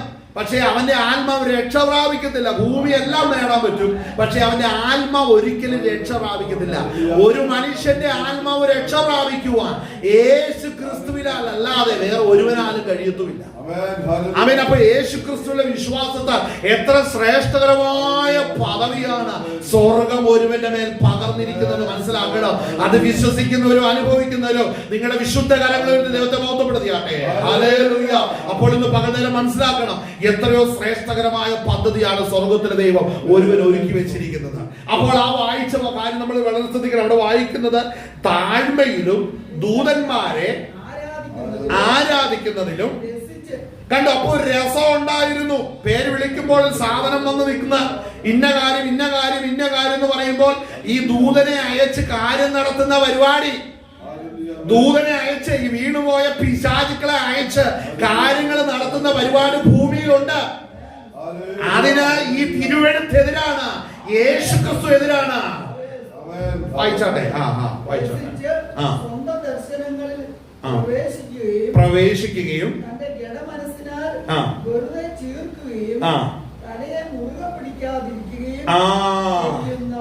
ഇഴസകളെ തലയെ മുറുകെ പിടിക്കാതിരിക്കുകയും ചെയ്യുന്നവൻ എന്ന് പറഞ്ഞ എന്നാ അവിടെ ചെല്ലുമ്പോ ചിലർക്ക് തലകറക്കമുണ്ട്. എന്നെ ഈ പറയുന്നത് പേടിയാവും. നിങ്ങൾക്ക് എഫേസ്യ ലേഖനം വായിക്കാം.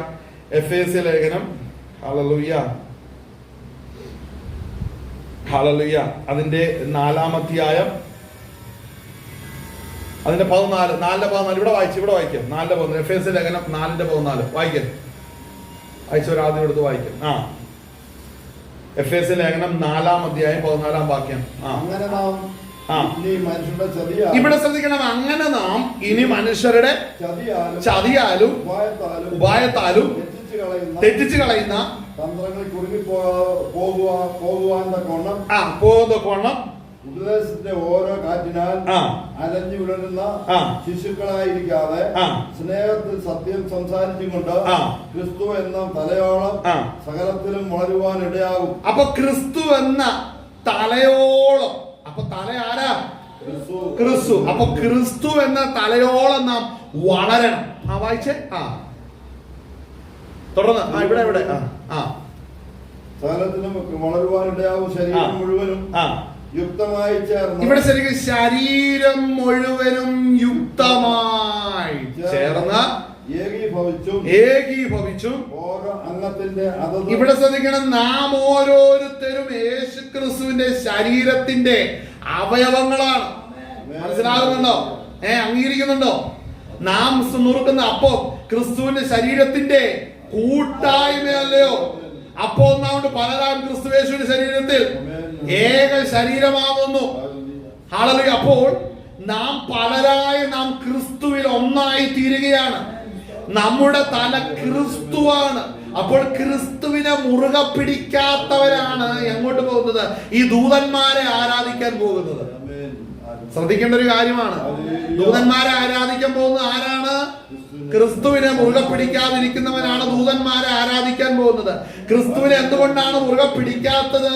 കൊലോസ്യയിലെ നമ്മൾ വായിച്ച വാഴ്ചകളെ, അധികാരങ്ങളെ, അതിന്റെ ആയുധവർഗങ്ങൾ പിടിച്ചടക്കി എന്ന് പറയുമ്പോൾ ഇത് ചെവി കൊണ്ട് കേൾക്കാനേ യോഗമുള്ളൂ, അനുഭവിക്കാൻ യോഗമില്ലാത്തത് കൊണ്ടാണ് വീണുപോയ ദൂതന്മാരെ വീണ്ടും സേവിക്കാൻ പോകുന്നത്. ആമേൻ. വീണ്ടും സേവിക്കാൻ പോകുന്നത് ശ്രദ്ധിക്കേണ്ട ഒരു കാര്യമാണ്. അതുകൊണ്ട് തലയെ മുറുകെ പിടിക്കാത്തവരാരാ? അഭിഷേകമില്ലാത്തവരാണ്. തലയെ മുറുകെ പിടിക്കാൻ കഴിയാത്ത ആരാണ്? രക്ഷാനുഭവം ഇല്ലാത്തവരാണ്. പ്രശ്നങ്ങളും പ്രതിസന്ധികളും വന്നു കഴിയുമ്പോൾ ഇതിലും ഭേദം പണ്ട് ഞാൻ സ്വന്തം ഹാളലിയ ഇങ്ങനെ വിളിച്ചു വരുത്തിക്കൊണ്ടിരിക്കുന്ന ദൂതനെ കൊണ്ട് പല കാര്യങ്ങളും ചെയ്തിട്ടുണ്ടല്ലോ. ആള് വീണുപോയ ആ ദൂതനെ വിളിച്ചാൽ ഇന്ന കാര്യം, ഈ ദൂതനെ വിളിച്ച് ഇന്ന കാര്യം, സമ്പത്ത് വേണമെങ്കിൽ ഈ ദൂതൻ, അധികാരങ്ങളും പദവികളും വേണമെങ്കിൽ ഈ ദൂതൻ. അപ്പോസ്തല പ്രവർത്തിക്ക് നോക്കുമ്പോൾ എലിമാസ് ഒരു വിദ്വാനെ കുറിച്ച് കാണാം. അവൻ സെർഗിയോസ് പൗലോസ് എന്ന ദേശാധിപതിയുടെ കൂടെയായിരുന്നു. ഇവന്റെ കയ്യിലിരുന്ന ക്ഷുദ്രപ്രയോഗം കൊണ്ട് ഇവൻ എന്ത് കാണിച്ചു? സ്വന്തം ഗവർണറായിരുന്ന സെർഗിയോസ് പൗലോസ് എന്ന് പറയുന്ന ദേശാധിപതിയുടെ വിശ്വാസം തടുത്തു. എങ്ങനെ തടുത്തു? പൗലോസ് പ്രസംഗിക്കുമ്പോൾ പ്രസംഗിക്കുന്നത് കേൾക്കാതെ വണ്ണം ഇവനിലെ ആഭിചാര ശക്തി കൊണ്ട് കേൾക്കുന്ന പ്രസംഗം ഗുണപ്പെടാതെ വണ്ണം അവനെ മുടക്കിക്കൊണ്ടിരുന്നു. അപ്പോൾ അവിടെ പൗലോസ് അപ്പോസ്തലൻ പറഞ്ഞു, സകല ധൂർത്തും നിറഞ്ഞവനെ, പിശാചിന്റെ മകനെ, സകല നീതിയുടെ ശത്രുവേ, ഇപ്പോൾ നീ സൂര്യനെ കാണാതെ വണ്ണം നിന്റെ കണ്ണത് മറഞ്ഞു പോകുമെന്ന് പറഞ്ഞപ്പോൾ തന്നെ അത് അങ്ങനെ സംഭവിച്ചെങ്കിൽ ഇന്ന് പകൽവേളയിൽ സുവിശേഷത്തിന് വിരോധമായി നിൽക്കുന്ന ഏത് ആവിചാരങ്ങളും ഇന്ന് പകൽവേളയിൽ യേശു ക്രിസ്തുവിന്റെ നാമത്തിൽ തകർന്നു മാറട്ടെ. ഹല്ലേലൂയ. ഇന്ന് പകൽ സുവിശേഷത്തിന് വിരോധമായി ആരൊക്കെ ഇതിന്റെ നേരെ ഉദച്ചിട്ടുണ്ടോ അവന്റെ കുടുംബത്തെ ദൈവം തൊടാതിരുന്നിട്ടില്ല, അവന്റെ സമ്പത്തിനെ ദൈവം തൊടാതിരുന്നിട്ടില്ല, അവന്റെ തലമുറകളെ ദൈവം തൊടാതിരുന്നിട്ടില്ല, അവൻ ഉള്ളതിനെ ദൈവം തൊടാതിരുന്നിട്ടില്ല. അത് ദൈവത്തിന്റെ നീതിയാണ്. ഹല്ലേലൂയ. കരങ്ങളില്ലാതെ ബോധപ്പെടുകയാണേ. ഹല്ലേലൂയ. അപ്പോൾ ദൈവപ്രവർത്തിക്ക് എതിരെ നിൽക്കുന്നവനെ ദൈവം വാസ്തവമായി സന്ദർശിക്കും. അവൻ എത്ര വലിയവനാണെങ്കിലും സന്ദർശിക്കും, എത്ര പണക്കാരനാണെങ്കിലും സന്ദർശിക്കും, എത്ര അധികാരമുള്ളവനാണെങ്കിലും സന്ദർശിക്കും. ഏത് മതത്തിന്റെ ഉന്നതിയിരുന്നാലും അവനെ അടിച്ചു താഴെയിടുവാൻ സ്വർഗത്തിന്റെ ദിവസം. ആമേൻ. കർത്താവിന്റെ നീതിയെ ഒരിക്കലും ഒരുത്തരും സ്വതം ചോദ്യം ചെയ്താൽ അത് നടക്കത്തില്ല. ദൈവത്തിന്റെ നീതി സ്വതം നിസ്തുല്യമാണെന്ന് മനസ്സിലാക്കണം. ഹല്ലേലൂയ. അപ്പോൾ നമ്മൾ ഈ വായിച്ച വാക്യത്തിലേക്ക് വരുമ്പോൾ തലയെ മുറുകെ പിടിക്കാത്തവർ അല്ലേ? നമുക്കൊന്ന് തുടർന്നൊന്ന് വായിച്ചാലോ? എഫെസ്യ ലേഖനം നമ്മൾ വായിച്ച് 4-ാം അധ്യായത്തിന്റെ 14-ാം വാക്യം മുതലാണ് വായിച്ച. തുടർന്നൊന്ന് 2-3 വാക്കുകൾ വായിച്ച് ശരീരം മുഴുവനും യുക്തമായി ചേർന്ന് ഏകീഭവിച്ചു ഓരോ അംഗത്തിന്റെ അതത് വ്യാപാരത്തിന് ഒത്തവണ്ണം ഉദവി ലഭിക്കാനുള്ള ഏതു സന്ധിയാലും സ്നേഹത്തിലുള്ള വർധനയാക്കായി അവനിൽ നിന്നും വളർച്ച പ്രാപിക്കുന്നു. അടുത്തത് ആകയാൽ ഞാൻ കർത്താവിൽ സാക്ഷീകരിച്ചു പറയുന്നത് എന്തെന്നാൽ ജാതികൾ തങ്ങളുടെ വ്യക്തബുദ്ധി അനുസരിച്ച് നടക്കുന്നത് പോലെ നിങ്ങൾ ഇനിയും നടക്കരുത്. ഇവിടെ ശ്രദ്ധിക്കണം, ഈ പദത്തിന്റെ അത് പൗലോസ് എഫെസോസിലെ സഭയോട് പറയുകയാണ്, ജാതികൾ തങ്ങളുടെ വ്യർത്ഥബുദ്ധി അനുസരിച്ച് നടക്കുന്ന പോലെ നിങ്ങൾ ഇനി നടക്കരുത് എന്ന് പറഞ്ഞ കൊലോസ്യ ലേഖനത്തിൽ നോക്കണം. എന്ന് പറഞ്ഞാൽ എന്നാണ് എന്ന് പറഞ്ഞു കഴിഞ്ഞാൽ അവർ ചെയ്യുന്ന എന്താണ്? അവർ ചെയ്യുന്ന താഴ്മയിലും ദൂതന്മാരെ ആരാധിക്കുന്നതിലും രസിച്ച്, കണ്ടോ, ആ രസം ദൈവവൈതലിന്റെ ജീവിതത്തിൽ ഇല്ല. അവൻ ക്രിസ്തു എന്ന തലയിലാണ് ആശ്രയിക്കുന്നത്, ക്രിസ്തുവിലാണ് അവൻ രസിക്കുന്നത്. ഇവൻ വീണുപോയ ദൂതന്മാരിൽ രസിക്കുമ്പോൾ ഒരു ദൈവവചന ക്രിസ്തുവിലാണ് രസിക്കുന്നത്. ഈ വചനമൊന്നും ക്രിയ ചെയ്യാതെ എന്ന് പറഞ്ഞാലും മടങ്ങി വരത്തില്ല. ഈ വചനങ്ങളൊന്നും പ്രവർത്തിക്കാതെ മടങ്ങി വരത്തില്ല. എന്നീ വചനം വെളിപ്പെടുമ്പോൾ തന്നെ ചില വ്യക്തികൾ ഇന്ന് പകവേള ദൈവത്താൽ സന്ദർശിക്കപ്പെടുകയാണ് യേശു ക്രിസ്തുവിന്റെ നാമത്തിൽ. ഹല്ലേലൂയ. അതിലിടുന്നവനെ എല്ലാം ദൈവം മര്യാദ പഠിപ്പിച്ചിരിക്കും. കർത്താവിനറിയാം എങ്ങനെ നന്നാക്കണം എന്നുള്ള, കർത്താവിന് നല്ലപോലെ അറിയാം. കർത്താവിന് അറിയത്തില്ലേ? കർത്താവ് നല്ലപോലെ അറിയുന്നില്ലേ? സ്തോത്രം. നമ്മുടെ കാര്യങ്ങൾ ദൈവത്തെ മാത്രപ്പെടുത്തിയാട്ടെ. ഹല്ലേലൂയ. അപ്പോൾ ജാതികൾ നടക്കുന്നത് പോലെ വ്യർത്ഥബുദ്ധി അനുസരിച്ച് നിങ്ങൾ നടക്കരുത്. വ്യർത്ഥബുദ്ധി എന്താണ്? നമ്മൾ വായിച്ച വാക്യം വായിക്കുമ്പോൾ വ്യർത്ഥബുദ്ധി എന്താണ്? താഴ്മയിലും ദൂതന്മാരെ ആരാധിക്കുന്നതിലും രസിച്ച്, അടുത്തത് കണ്ട സ്വന്തം ദർശനങ്ങളിൽ പ്രവേശിക്കണം. ആമേൻ. സ്വന്തം ദർശനങ്ങളിൽ പ്രവേശിക്കുന്നതിന് കാരണം എന്നാ? ഹല്ലേലൂയ. ഒരുവൻ ക്രിസ്തുവിലായാൽ അവൻ പുതിയ സൃഷ്ടിയാണ്. പുതിയ സൃഷ്ടി എന്ത് ചെയ്യണമെന്ന് ക്രിസ്തുവിന്റെ തല നിർദ്ദേശിക്കും. അതായത് ദൈവാത്മാവിന്റെ ഉപദേശത്തിനനുസരിച്ച് ജീവിക്കാത്തവനല്ല സ്വന്തം ദർശനത്തിലാണ് ജീവിക്കുന്നത്. സ്വന്തം ദർശനത്തിൽ ജീവിക്കുന്നവനല്ല ദൈവത്താൽ തന്നെ സന്ദർശനം വരും കേട്ടോ. മുള്ളിന് നേരെ ഉദയ്ക്കുന്ന കാലുകളെ ദൈവം സന്ദർശിക്കും. ആമേൻ. ഒരു സംശയവും വേണ്ട. അപ്പോൾ ജാതികൾ വ്യർത്ഥബുദ്ധി അനുസരിച്ച് ജീവിക്കുമെന്ന് പറയുമ്പോൾ അവര് വീടുപോയ ദൂതന്മാരെ സേവിക്കുകയാണ്. അത് മുഖാന്തരം അവർ ആശ്രയിക്കുന്ന കാര്യങ്ങൾ നേടണം. പെട്ടെന്നൊരു ഇൻസ്റ്റന്റ് ആയിട്ട് കാര്യം നേടണം. ആമേൻ. ഹല്ലേലൂയ. ഇതാണ് സ്തോത്രം പലപ്പോഴും നടക്കുന്ന ഒരു വിഷയം. ജാതികളുടെ വിഷയം എന്ന് അവർക്ക് ഇപ്പൊ ഒരു കാര്യം ചെയ്താൽ, ഞാൻ ഇന്ന കാര്യത്തെ സേവിച്ചാൽ എനിക്ക് ഇന്ന കാര്യം ഇന്നതുപോലെ വേഗത്തിൽ കിട്ടണം. ഹല്ലേലൂയ. ഒരു ദൈവം അങ്ങനെ പറയാൻ പറ്റുമോ? ഒരിക്കലും പറ്റത്തില്ല. നമുക്ക് എന്തെങ്കിലും കാര്യം കണ്ടീഷൻ ആകാൻ പറ്റുമോ കർത്താവിനോട്? ഇല്ല. കർത്താവ് നമ്മൾ നടത്തുന്ന പാതയിൽ നടക്കാനേ കഴിയത്തുള്ളൂ. നമ്മൾ ആ നടക്കുന്ന പാതയിൽ നമുക്ക് വേണ്ടത് നമുക്ക് കിട്ടും. എന്നാൽ ഇസ്രായേൽ മക്കൾ എന്ത് സംഭവിച്ചു? അവർ ദുർമോഹികളായി പോയി. എന്ത് സംഭവിച്ചു? അവർ നടക്കാൻ തുടങ്ങുമ്പോൾ അവർ മിസ്രൈമിനെ ഓർത്തു, മിസ്രൈമിലെ നന്മകളെ ഓർത്തു, അവിടുത്തെ നിക്ഷേപങ്ങളെ ഓർത്തു. അവരുടെ ലിസ്റ്റിൽ ഇല്ലാത്തതാണ് ഇറച്ചി, അല്ലെ? ലിസ്റ്റിൽ ഇല്ലാത്തതാണ് മീനും ഇറച്ചി. ഇതൊക്കെ ഞങ്ങളിവിടെ തിന്നുന്നത് ഇറച്ചിക്കളത്തിന്റെ അടുക്കലായിരുന്നു. ഇറച്ചിക്കല എവിടെയായിരുന്നു? ഫറവോന്റെ കൊട്ടാരത്തിലോ? എവിടെയാ ഇറച്ചിക്കല? എവിടെയായിരുന്നു? ഫറവോന്റെ കൊട്ടാരത്തിലെ ഇറച്ചിക്കലം കണ്ടോണ്ടാണ് അടിമകൾ ഇവിടുന്ന് എനിക്ക് കിട്ടിയില്ല പോലും. ഹല്ലേലൂയ. മനസ്സിലാക്കണം, ഇറച്ചിക്കലത്തിന്റെ അരികിലായിരുന്നു മനസ്സിലാക്കണം. ഹല്ലേലൂയ. കർത്താവിന്റെ പദ്ധതി അനുസരിച്ച് വിളിച്ചിരിക്കുന്ന ഒരുവൻ ദൈവത്തിന്റെ ഹിതം അനുസരിച്ച് സ്റ്റെപ്പ് നോക്കണം. അവന്റെ ജീവനും ഭക്തിക്കുമുള്ളത് ദൈവം കൊടുക്കും. ജീവനും ഭക്തിക്കുമുള്ളത് ദൈവം കൊടുക്കും.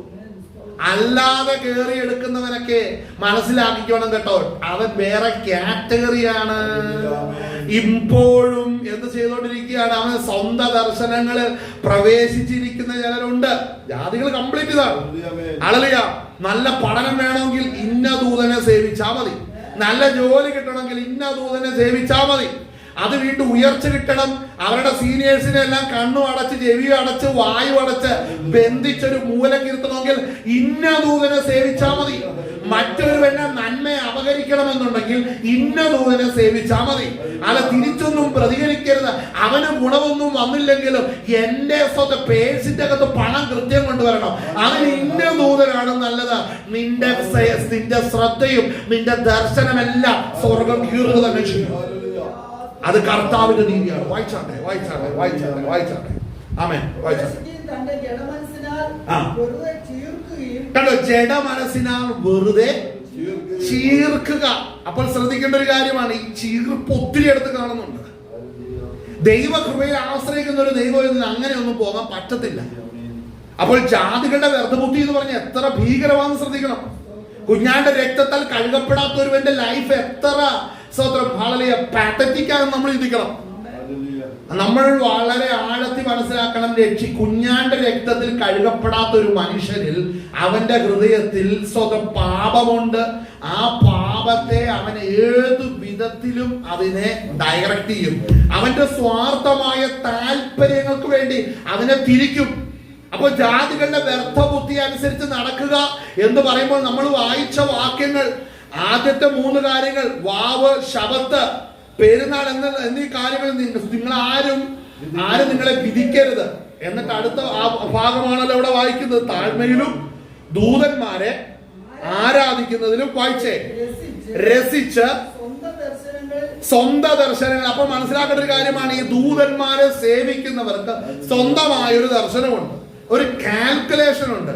സ്വയമായ തീരുമാനങ്ങൾ നടപ്പിലാക്കാൻ ദൈവം കൂടെ വരത്തില്ല. ജീവനുള്ള ദൈവം കൂടെ വരത്തില്ല. ദൈവപുത്രൻ കൂടെ വരത്തില്ല. പരിശുദ്ധാത്മാവ് കൂടെ വരത്തില്ല. മനസ്സിലാക്കണം. സ്വന്തം താല്പര്യങ്ങളും സ്വന്തം ഇൻഹിതങ്ങളും നിവർത്തിക്കുവാൻ പിതാവ് കൂടെ നിൽക്കത്തില്ല, പുത്രനാകുന്ന യേശു ക്രിസ്തു കൂടെ നിൽക്കത്തില്ല, പരിശുദ്ധാത്മാവ് കൂടെ നിൽക്കത്തില്ല. അപ്പോൾ എല്ലാ താല്പര്യങ്ങളും സ്വന്തം ഓൺ ടൈമില് ഇൻസ്റ്റന്റ് ആയിട്ട് കാര്യങ്ങൾ നടത്താൻ ആർക്കേ കഴിയത്തുള്ളൂ? അതേപോലെ വിളിച്ചു വരുത്തുന്ന ദൂതന്മാരൊക്കെ കഴിയത്തുള്ളൂ. അവരിപ്പോൾ തന്നെ ചെയ്തു തരും. എന്തിനാ ചെയ്യുന്നതെന്നറിയാമോ? നിന്റെ ആയുസിന്റെ അവസാനം വരെയും ദൂതൻ നിനക്ക് ചെയ്തു തരും. നീ ചത്തു കഴിയുമ്പോ മകനെ അവര് നിന്നോട് തിരിച്ചു ചോദിക്കുന്നത് നിന്റെ ആത്മാവാ. നിനക്കറിയാമോ അത്? ആളല്ലേ, നിന്റെ ആത്മാവാണ് പകരം ചോദിക്കുന്നത്. അല്ല നിന്റെ തേങ്ങായും മാങ്ങായും നീ കൊണ്ടയിടുന്നൊന്നും ആർക്ക് വേണ്ട, ദൂതന് വേണ്ട. അതെല്ലാം വേണ്ട. ദൂതന് ആത്മ ശരീരത്തിൽ ഇരിക്കുന്ന ദൂതന്, അല്ലെങ്കിൽ ആത്മരൂപിയായിരിക്കുന്ന ദൂതൻ, ആത്മരൂപിയായിരിക്കുന്ന സാത്താന്റെ ദൂതൻ, അത് ഇവനോട് തിരിച്ചു ചോദിക്കുന്നത് എങ്ങനെ? 1000 രൂപയും 10,000 രൂപയാണോ ചോദിക്കുന്നത്? ലക്ഷങ്ങളാണോ ചോദിക്കുന്നത്? കോടികളാണോ ചോദിക്കുന്നത്? അതൊക്കെ മനുഷ്യന്റെ പോക്കറ്റിലാണ് പോകുന്നത്. പിന്നെ ഈ കൊടുക്കുന്ന ആർക്ക്? അതൊക്കെ മനുഷ്യർക്ക്. പിന്നെ ആ ശക്തി പിന്നെ എന്താ ആവശ്യപ്പെടുന്നോ? ഒരേ കാര്യമേ ആവശ്യപ്പെടുന്നുള്ളൂ. ഈ ഭൂലോകത്തെക്കാൾ വലിയുള്ള ഒരു ആത്മാവ് നിന്റെ ഉള്ളിലിരിപ്പുണ്ട്. അതിനെയാണ് നീ ചത്തു കഴിയുമ്പോ അത് ചോദിക്കാൻ വരുന്നത്. അങ്ങനെയാണെ മനസ്സിലാക്കണം, ഇന്നും രക്ഷിക്കപ്പെടാതെ ദൂതന്മാർക്ക് കീഴ്പ്പെട്ട് വളരെ രഹസ്യമായ പല സ്വാർത്ഥ ലാഭങ്ങൾക്ക് വേണ്ടി ഇരിക്കുന്ന ചില വ്യക്തികളുടെ ആത്മാവിന് നേരെ ശത്രു കൈ ചൂണ്ടുന്നുണ്ടെന്നുള്ളത് നമ്മൾ ഇന്ന് പകർന്നു തിരിച്ചറിയണം. ഹല്ലേലൂയ, സ്തോത്രം, ആമേൻ. അടുത്ത വാക്യം വായിച്ചേ. സ്വന്തം ദർശനങ്ങളിൽ പ്രവേശിക്കുകയും ജഡമനസ്സിനാൽ വെറുതെ ചുരുക്കുകയും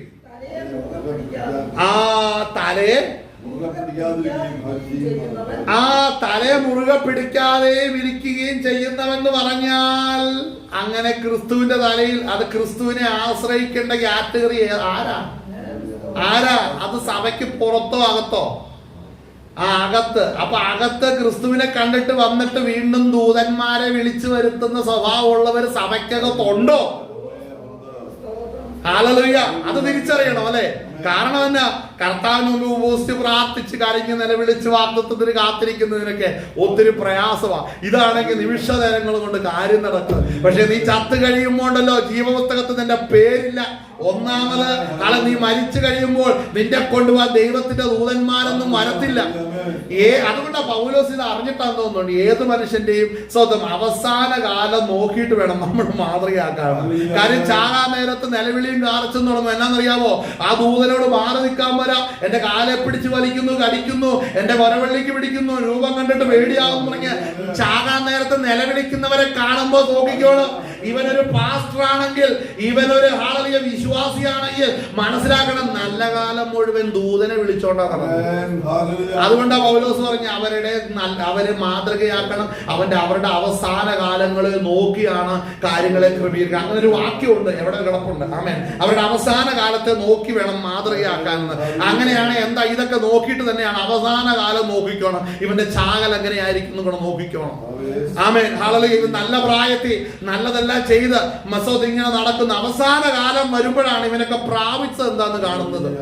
അതുകൊണ്ട് മനസ്സിലാക്കണേ, നമ്മൾക്ക് ലഭിച്ച നാളിൽ കർത്താവിന് പ്രസാദകരമായ വഴിയിൽ പോകാൻ നമ്മൾ റെഡിയാകണം. കരങ്ങൾ ദൈവത്തെ മഹത്വപ്പെടുത്തിയാണ്. ഹല്ലേലൂയ. അത് നമ്മൾ റെഡിയാണെങ്കിൽ മാത്രമേ ദൈവത്തിന് നമ്മളെ ആസ്തോത്രം ബലപ്പെടുത്താൻ കഴിയത്തുള്ളൂ. ആമേൻ. ഹല്ലേലൂയ. എന്ത് പ്രതിസന്ധി വന്നാലും നമ്മൾ കർത്താവിന്റെ പാദപീഠത്തിലേക്ക് ചെല്ലുക. അവനോട് പറ. ഏത് കുറവ് വന്നാലും നമ്മൾ കർത്താവിനോട് പറ. ഏത് വീഴ്ച വന്നാലും യേശു കർത്താവിനോട് പറ. അവൻ ക്ഷമിക്കും. ആളുകൾ എത്ര പ്രതികൂലമായിരുന്ന കൈയെടുത്ത് നമ്മുടെ മുമ്പിൽ നിന്നും മായ്ച്ചു കളയും. ആളുക.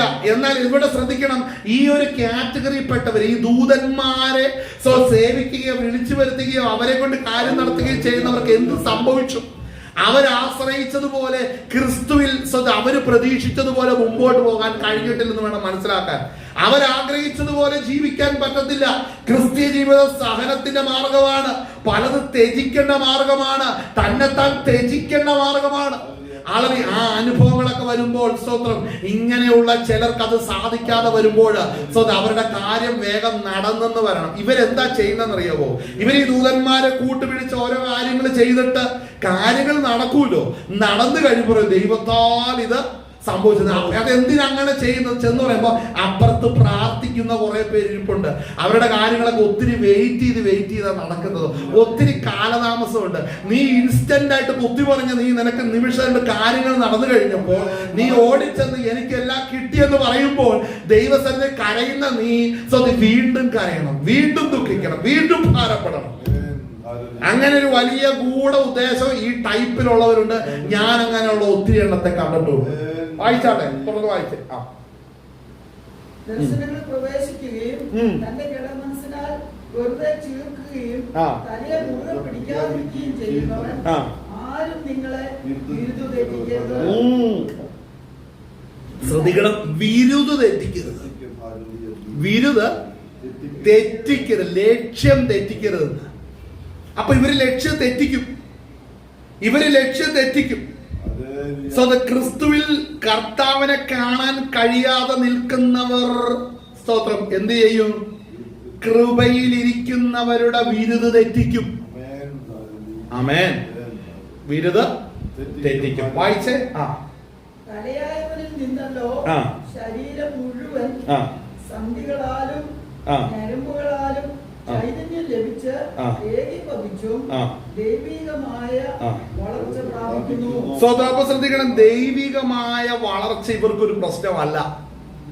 മനസ്സിലാക്കണം, ദൈവികമായ വളർച്ച ഒരു വിഷയമല്ല. നമ്മൾ വേദന ഉണ്ടാകുമ്പോൾ, ഭാരമുണ്ടാകും. ഞാൻ ഇവിടെ ആരംഭത്തിൽ തന്നെ നിന്നപ്പോ ഒത്തിരി പ്രതികൂലത്തിന് നടുവിലാണ് നിന്നെ. അപ്പോൾ എന്താ ഈ പോരാട്ടത്തിന്റെ എല്ലാ നടുവിൽ കർത്താവിന് സാക്ഷിയായി നിൽക്കുന്നു എന്ന് പറയുന്നത് എളുപ്പമുള്ള കാര്യമില്ല. അത് വളരെ വില കൊടുത്താൽ മാത്രമേ നടക്കത്തുള്ളൂ. എന്താണ്? അവന് വേണ്ടി വില കൊടുക്കണം. അപ്പോൾ വില കൊടുക്കാതെ ഈസി ആയിട്ട് ചിലര് ക്രിസ്തീയ ജീവിതത്തിലൂടെ പോകുന്നുണ്ടെന്ന് മനസ്സിലാക്കണം. ഇവനെ നടത്തുന്ന ശക്തി വേറെ തന്നെയാണ്. ഇന്ന് സഭകളുടെ അകത്ത് നിർബന്ധിക്കപ്പെടുന്നത് എന്നാണെന്നറിയാവോ? ഇങ്ങനെ ഇവനൊക്കെ ഏത് ആത്മാവിലാ നടക്കുന്നതെന്ന് വിവേചിക്കാനുള്ള സ്വാതന്ത്ര്യം ഇന്ന് സഭകളുടെ അകത്തില്ല. ആത്മാവിൽ വിവേചിച്ച് കാര്യങ്ങളെ വ്യക്തമാക്കുന്നവൻ ഒറ്റപ്പെടുന്ന അവസ്ഥ സഭയ്ക്കകത്തുണ്ട്. കൃപാവരങ്ങൾ പ്രാപിച്ചവരെ കോമാളി വേഷം കെട്ടിച്ചിട്ട് ഇരുത്തുവാൻ പിശാച് സഭയ്ക്കകത്ത് ചിലരെ എഴുന്നേൽപ്പിച്ചോണ്ടിരിക്കുന്നത് മനസ്സിലാകുന്നുണ്ടോ? അതിൽ പാസ്റ്റർമാരും ഉണ്ട്, ലീഡേഴ്സും ഉണ്ട്, ഒന്നുമില്ലാതെ പുറകെ ഭിത്തിയാരി ഇരിക്കുന്നവനും ഉണ്ട്. ഹല്ലേലൂയ. അപ്പോൾ ഈ കാറ്റഗറി എല്ലാം സൂക്ഷിച്ചോണം. ഇതിന്റെ നടുവിൽ നിന്ന് വേണം കേട്ടോ ഉദ്ധാരണം പ്രാപിച്ച് പുറത്തു വരുവാനായിട്ട്. അപ്പോൾ ശ്രദ്ധിക്കണം, നമ്മുടെ വിരുദ് തെറ്റിക്കുന്നത് എവിടെയാണ്, ആരാണ്, എങ്ങനെയാണെന്ന് നമ്മൾ വളരെ ശ്രദ്ധിച്ചോണം. ഹല്ലേലൂയ. ഈ രക്ഷാ പദ്ധതി ഒന്നേ ഉള്ളൂ. കർത്താവിന്റെ വരവ് വളരെ അടുത്തിരിക്കുകയാണ്. കാഹളം ധരിക്കുമ്പോ അക്കരെ നാട്ടിൽ കടക്കണം. ഇതാണ് നമ്മുടെ എല്ലാ ആത്യന്തിക ലക്ഷ്യം. വേറെ എന്തെങ്കിലും ഉണ്ടോ? വേറെ ഒരു ലക്ഷ്യവും പാടില്ല. കാഹളം ധരിക്കുമ്പോൾ കർത്താവിന്റെ രാജ്യത്തിൽ നമ്മൾ എത്തിക്കണം. ഈ രൂപാന്തരം പ്രാപിച്ച് തേജസ് പ്രാപിച്ച് അവന്റെ സന്നിധിയിൽ യേശുവിന്റെ പൊന്നുമുഖം കാണണം. ഒരു ദിവസം പോലും വേദനകളുടെ ഭാരത്തിന്റെ നടുവിൽ കർത്താവിന്റെ മുഖം അന്വേഷിക്കാത്തവന് എങ്ങനെ പോകും സ്വർഗത്തിൽ? ഒരു കാര്യം പോലും കർത്താവിനോട് പറഞ്ഞിട്ടില്ല. അവര് കർത്താവിന്റെ ആലോചന എന്താണെന്ന് ഗ്രഹിച്ചിട്ടില്ല. അതിനു മുന്നമേ മറ്റു പല വഴികളിലൂടെ നടക്കുന്ന നീ എങ്ങനെയാ കർത്താവിന് മുഖം അന്വേഷിക്കുന്നത്? അപ്പോൾ ജീവിതത്തിൽ നോക്കുമ്പോൾ അറിയാം ഒരുവൻ ഭക്തനാണോ ദുഷ്ടനാണോ.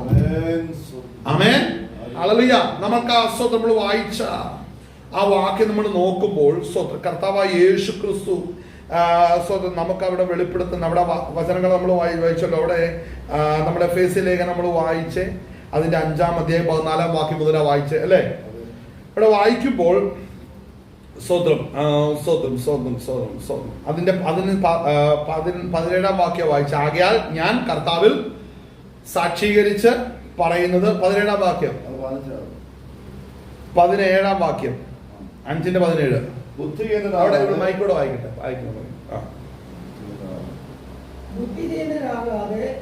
അല്ല, സോറി 4-ാം അധ്യായം അതിന്റെ 17-ാം വാക്യം. സ്വതന്ത്രം വായിച്ചാട്ടെ. 4:17 ആകയാൽ പറയുന്നത് എന്തെന്നാൽ. അപ്പൊ ഈ വ്യർത്ഥബുദ്ധി എന്താന്ന് കണ്ടു. ഈ ദൂതന്മാരെ വിളിക്കുക, അവരുടെ സ്വന്തം ആഗ്രഹം ദൂതന്മാരെ കൊണ്ട് നിവർത്തിക്കുക, ഞാൻ മിടുക്കനാ ഭക്തനാന്ന് പറഞ്ഞ് നടക്കുക, ഇതാണ് വ്യർത്ഥബുദ്ധി. വായിച്ചോ. വ്യർത്ഥബുദ്ധി അനുസരിച്ച് നടക്കുന്നത് പോലെ നിങ്ങൾ ഇനി നടക്കരുത്. അവർ അന്ധബുദ്ധികളായി. ഇവിടെ ശ്രദ്ധിക്കണം, അന്ധബുദ്ധികൾ. അടുത്തത് ജ്ഞാനമില്ല. ജ്ഞാനം അങ്ങനെ ക്രിസ്തുവിന്റെ തലയിൽ, ക്രിസ്തുവിൽ സഭയുടെ ശരീരം സഭ, തല ക്രിസ്തു എന്ന് നമ്മൾ തിരിച്ചറിഞ്ഞ ക്രിസ്തുവിലേക്ക് നോക്കുമ്പോഴേ ജ്ഞാനം വരത്തുള്ളൂ. നമ്മളിൽ അഭിഷേകത്തിന്റെ ശക്തി എപ്പോഴാ വരുന്നത്? ദൈവത്തിന്റെ വ്യാപാര ശക്തി നമ്മളിൽ വെളിപ്പെടുന്നപ്പോഴാണ്. നമ്മൾ ക്രിസ്തു എന്ന തലയിൽ മുറുകെ പിടിക്കുമ്പോഴാണ്. അവൻ എങ്ങനെ വെളിപ്പെട്ടു, അവനിൽ എന്തു സംഭവിച്ചു, അവനിൽ വന്ന താഴ്ചയേത്, അവന് വന്ന ഉയർച്ചയേത്, അവന് വന്ന മാറ്റമേത്, അവൻ പ്രഖ്യാപിച്ചതെന്ത്, അവൻ ഉറപ്പിച്ചതെന്ത്, അവൻ നീക്കിക്കളഞ്ഞതെന്ത്, ഈ ജ്ഞാനം ലഭിക്കണമെന്നുണ്ടെങ്കിൽ ക്രിസ്തുവിൽ, ക്രിസ്തു എന്ന തലയെ മുറുകെ പിടിക്കണം. അടുത്ത് വായിച്ചേ. ഹൃദയ കാഠിന്യ നിമിത്തം കണ്ടോ, ദൈവത്തിന്റെ ജീവനിൽ നിന്ന് അകന്ന് ഈ മനം തഴമ്പിച്ചത് കൊണ്ടാണ് എന്ത് ചെയ്യാൻ പോയത്? ദൂതന്മാരെ വിളിക്കാൻ പോയത്. എന്താ സംഭവം? വെറുതെ ഒന്നുമല്ല കേട്ടോ, വെറുതെ ഒന്നുമല്ല കേട്ടോ. മനസ്സിലാക്കണം, പെന്തക്കോസ്തി വന്നിട്ട് ഇതുവരെ പ്രാർത്ഥിക്കാത്ത ഒരുവൻ, ഒരു പ്രാർത്ഥന പോലും വേണമെന്ന് ആശ്രയിക്കുക ആവശ്യപ്പെടാത്ത ഒരുത്തൻ വേണമെങ്കിൽ നടന്നാൽ മതി. എന്നാൽ സഭയുടെ എല്ലാ ആവശ്യങ്ങളും വേണം. എന്നാൽ ഭൗമികമായി നോക്കുമ്പോൾ എല്ലാ കാര്യകൃത്യം നടക്കുന്നുണ്ടെങ്കിൽ അവനെ വാച്ച് ചെയ്തോണം. അവൻ ഏതിന്റെ ഏജന്റാണെന്നുള്ളത് വളരെ ശ്രദ്ധിച്ചു. അവന്റെ ഈ പണം കാണും, പദവി കാണും, അതൊക്കെ കയ്യിലിരിക്കുള്ളൂ. സഭ അവന്റെ അല്ല, സഭ ദൈവത്തിന്റെയാണ്. ആമേൻ. വായിച്ചേ ആ വാക്കും കൂടെ വായിച്ചേ. ദൈവത്തിന്റെ ജീവനിൽ നിന്ന് അകന്ന് കണ്ടോ. അപ്പൊ ദൈവത്തിന്റെ ജീവനിൽ നിന്ന് അകന്നാൽ എന്ത് സംഭവിക്കും? മനം തഴമ്പിക്കും. ഈ മനം തഴമ്പിച്ചാൽ പിന്നെ നമ്മ എന്ത് സംഭവിക്കും? ഈ മനം തഴമ്പിച്ചാൽ പിന്നെ അവന് ഒന്നിനും കൊള്ളത്തില്ല. നമുക്കിവിടെ അവിടെ അഭാവം മറിക്കരുത്. അവിടെ നിൽക്കുമ്പോൾ തന്നെ ഇവിടെ നോക്കിയേ, ഇവിടെ എബ്രായ ലേഖനം 9-ാം അധ്യായം അതിന്റെ 14-ാം വാക്യം ഒന്ന് വായിച്ചേ. എബ്രായ ലേഖനം 9-ാം അധ്യായം 14-ാം വാക്യം. മറ്റേത് എടുക്കണം, എഫേസ്യ ലേഖനം എടുക്കണം. ഈ ഭാഗം വായിക്കാൻ പറ്റുമെങ്കിൽ എടുത്തോ. എബ്രായ ലേഖനം 9-ാം അധ്യായം 14-ാം വാക്യം വായിച്ചേ. ഭസ്മവും ജഡീയ ശുദ്ധി വരുത്തുന്നെങ്കിൽ 14. ഇനി പറയിപ്പിക്കില്ല, വേറെ ആള് വായിക്കുന്ന, പിന്നെ ഞാൻ വായിക്കണം. സ്വതന്ത്രം. നിത്യാത്മാവിനാൽ ദൈവത്തിന് തന്നെത്താൻ നിഷ്കളങ്കനായി അർപ്പിച്ച ക്രിസ്തുവിന്റെ രക്തം ജീവനുള്ള ദൈവത്തെ ആരാധിക്കുവാൻ നിങ്ങളുടെ മനസാക്ഷിയെ നിർജീവ പ്രവർത്തികളെ പോക്കി എത്ര അധികം ശുദ്ധീകരിക്കും. അപ്പോൾ ഇവിടെ അപ്പോസ്തലനായ പൗലോസ് യഹൂദന്മാർക്ക് എഴുതുന്ന ലേഖനമാണ് ഈ പറഞ്ഞ എബ്രായ ലേഖനം. പൗലോസ് ആണെന്ന് അനുമാനമാണ്. ഓക്കെ, എന്തെങ്കിലും ആട്ടെ, എഴുത്തുകളെല്ലാം കാണുമ്പോൾ പൗലോസ് ആണെന്ന് പറയപ്പെടുന്നു. ഈ ലേഖകൻ ഇവിടെ പറഞ്ഞിരിക്കുന്ന കാര്യമാണ്, യേശുവിന്റെ രക്തം എന്താണ് ചെയ്യുന്നത്. ആ ഭാഗം ഇവിടെ വായിക്കാൻ പറ്റുമെന്ന് വായിച്ചോ. എബ്രായ ലേഖനം 9-ന്റെ ഹല്ലേലൂയ അതിന്റെ 14-ാം വാക്യം. നിത്യാത്മാവിനാൽ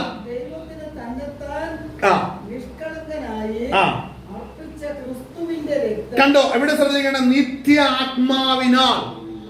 പാപമില്ലാത്ത ദൈവപുത്രൻ, പാപം അറിയാത്ത ദൈവപുത്രൻ നിത്യാത്മാവിനാൽ പിതാവായ ദൈവത്തിന്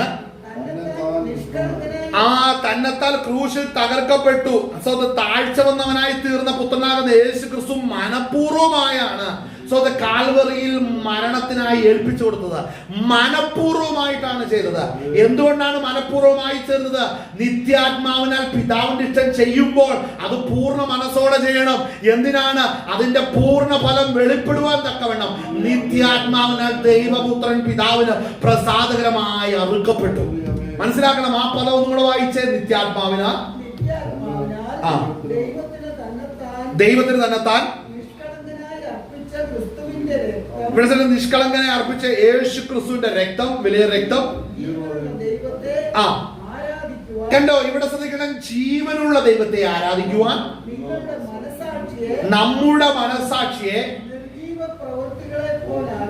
നിർജീവ പ്രവർത്തികളെ പോക്കി. അപ്പോൾ ശ്രദ്ധിക്കട്ടെ, യേശുവിന്റെ രക്തം എവിടെങ്ങോട്ടാണ് ഇറങ്ങുന്നത്? നമ്മുടെ മനസാക്ഷിയിലേക്കാണ്, ഹൃദയത്തിലേക്കാണ് ഇറങ്ങുന്നത്.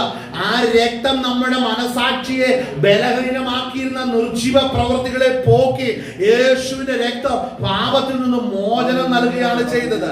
അപ്പോൾ ആ മോചനം ലഭിച്ച ഹൃദയം വീണ്ടും പാപം ചെയ്തു കഴിഞ്ഞാൽ എന്ത് സംഭവിക്കും? മനം തഴമ്പിക്കുമെന്ന് എഫേസ്യ ലേഖനത്തിൽ നമ്മൾ കണ്ടു. അപ്പോൾ ആ മനം തഴപ്പിച്ച് കിടക്കുന്നവർക്ക് എന്ത് സംഭവിക്കണം? അവർ യേശുവിന്റെ രക്തത്തിൽ ആശ്രയിക്കണം.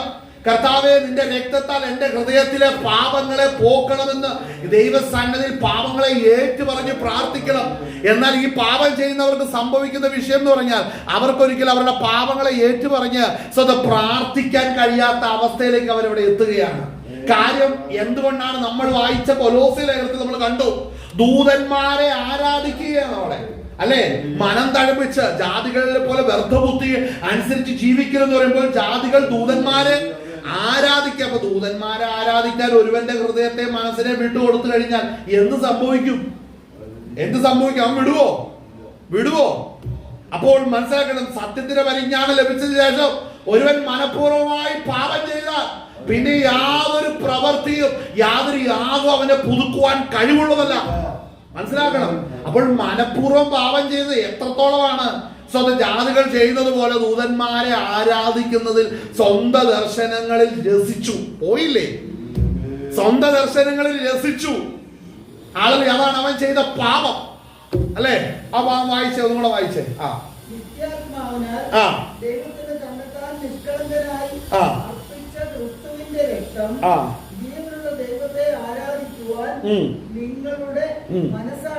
മനസാക്ഷിയെ നിർജീവ പ്രവൃത്തികളെ പോക്കി എത്രയധികം ശുദ്ധീകരിക്കും. അപ്പോൾ മനസ്സിലാക്കണം, നമ്മുടെ മനസാക്ഷി യേശുവിന്റെ രക്തത്താൽ ശുദ്ധീകരണം വന്നാൽ നമ്മുടെ മനസാക്ഷി ദൈവത്തിന്റെ കൃപയിൽ വസിച്ച് ദൈവത്തോടുള്ള സംസർഗത്തിൽ വളർന്നു. നമ്മുടെ ദൈവത്തിന്റെ ആത്മാവിന്റെ സംസർഗത്തിൽ നമ്മൾ ബലപ്പെടും. ഇതൊക്കെ സംഭവിക്കണമെന്നുണ്ടെങ്കിൽ യേശുവിന്റെ രക്തത്താൽ കഴുകൽ പ്രാപിക്കണം. ആമേൻ. വായിച്ചാട്ടെ. അത് നിമിത്തം ആദ്യ നിയമത്തിലെ ലംഘനങ്ങളിൽ നിന്നുള്ള വീണ്ടെടുപ്പിനായി ഒരു മരണമുണ്ടായിട്ട് നിത്യാവകാശത്തിന്റെ വാഗ്ദത്തം വിളിക്കപ്പെട്ടവർക്ക് ലഭിക്കേണ്ടതിന് അവൻ പുതിയ നിയമത്തിന്റെ മധ്യസ്ഥനാകുന്നു. ഇവിടെ ശ്രദ്ധിക്കണം. ഇവിടെ പുതിയ നിയമത്തിന്റെ മധ്യസ്ഥനാവുമ്പോൾ അക്ഷരത്തിന്റെ ശുശ്രൂഷ പുറകെ കിടപ്പുണ്ട്. അതിന് ജഡം നിമിത്തം, യേശു ക്രിസ്തുവിന്റെ ജഡം നിമിത്തം, കാൽവറി മരണം നിമിത്തം അതിന് പൂർണ്ണത വരുമ്പോൾ ആത്മാവാകുന്ന ദൈവം തേജോവാനായി ഉയർക്കുകയും തന്റെ ആത്മാവിനെ പ്രാപിക്കുന്നവരെല്ലാം അതേ ആത്മാവിനെ അനുരൂപപ്പെട്ട് തേജസ് പ്രാപിച്ച് ദൈവരാജ്യത്തിൽ എത്തേണ്ടതിന് വേണ്ടി പഴയ നിയമത്തിനും പുതിയ നിയമത്തിനും ലൗകിക ആരാധനയ്ക്കും ആത്മീക ആരാധനയ്ക്കും യേശു ക്രിസ്തു മാത്രം ഏകനും മധ്യസ്ഥനുമായി നിൽക്കേണ്ടതിന് അവൻ ഒരിക്കലായി അവന്റെ തിരുരുസ ശരീരം തകർത്ത് അവൻ ഊറ്റിയ രക്തമുഖാന്തരമാണ് നമുക്കും അവർക്കും ഒരുപോലെ മോചനം നൽകിയിരിക്കുന്നത്. എന്നാൽ ദൈവത്തിന്റെ ആത്മാവിനാൽ ഇന്ന് നമ്മൾ പുതിയ നിയമത്തിന്റെ ശുശ്രൂഷയിലേക്ക് വരുമ്പോൾ ദൈവത്തിന്റെ ആത്മാവിനാൽ ദൈവത്തെ മഹത്വപ്പെടുത്തുവാൻ തക്കവണ്ണം ക്രിസ്തുവിന്റെ ആത്മാവ് നമ്മളെ സകലത്തിലും ബലപ്പെടുത്തുകയാണ്.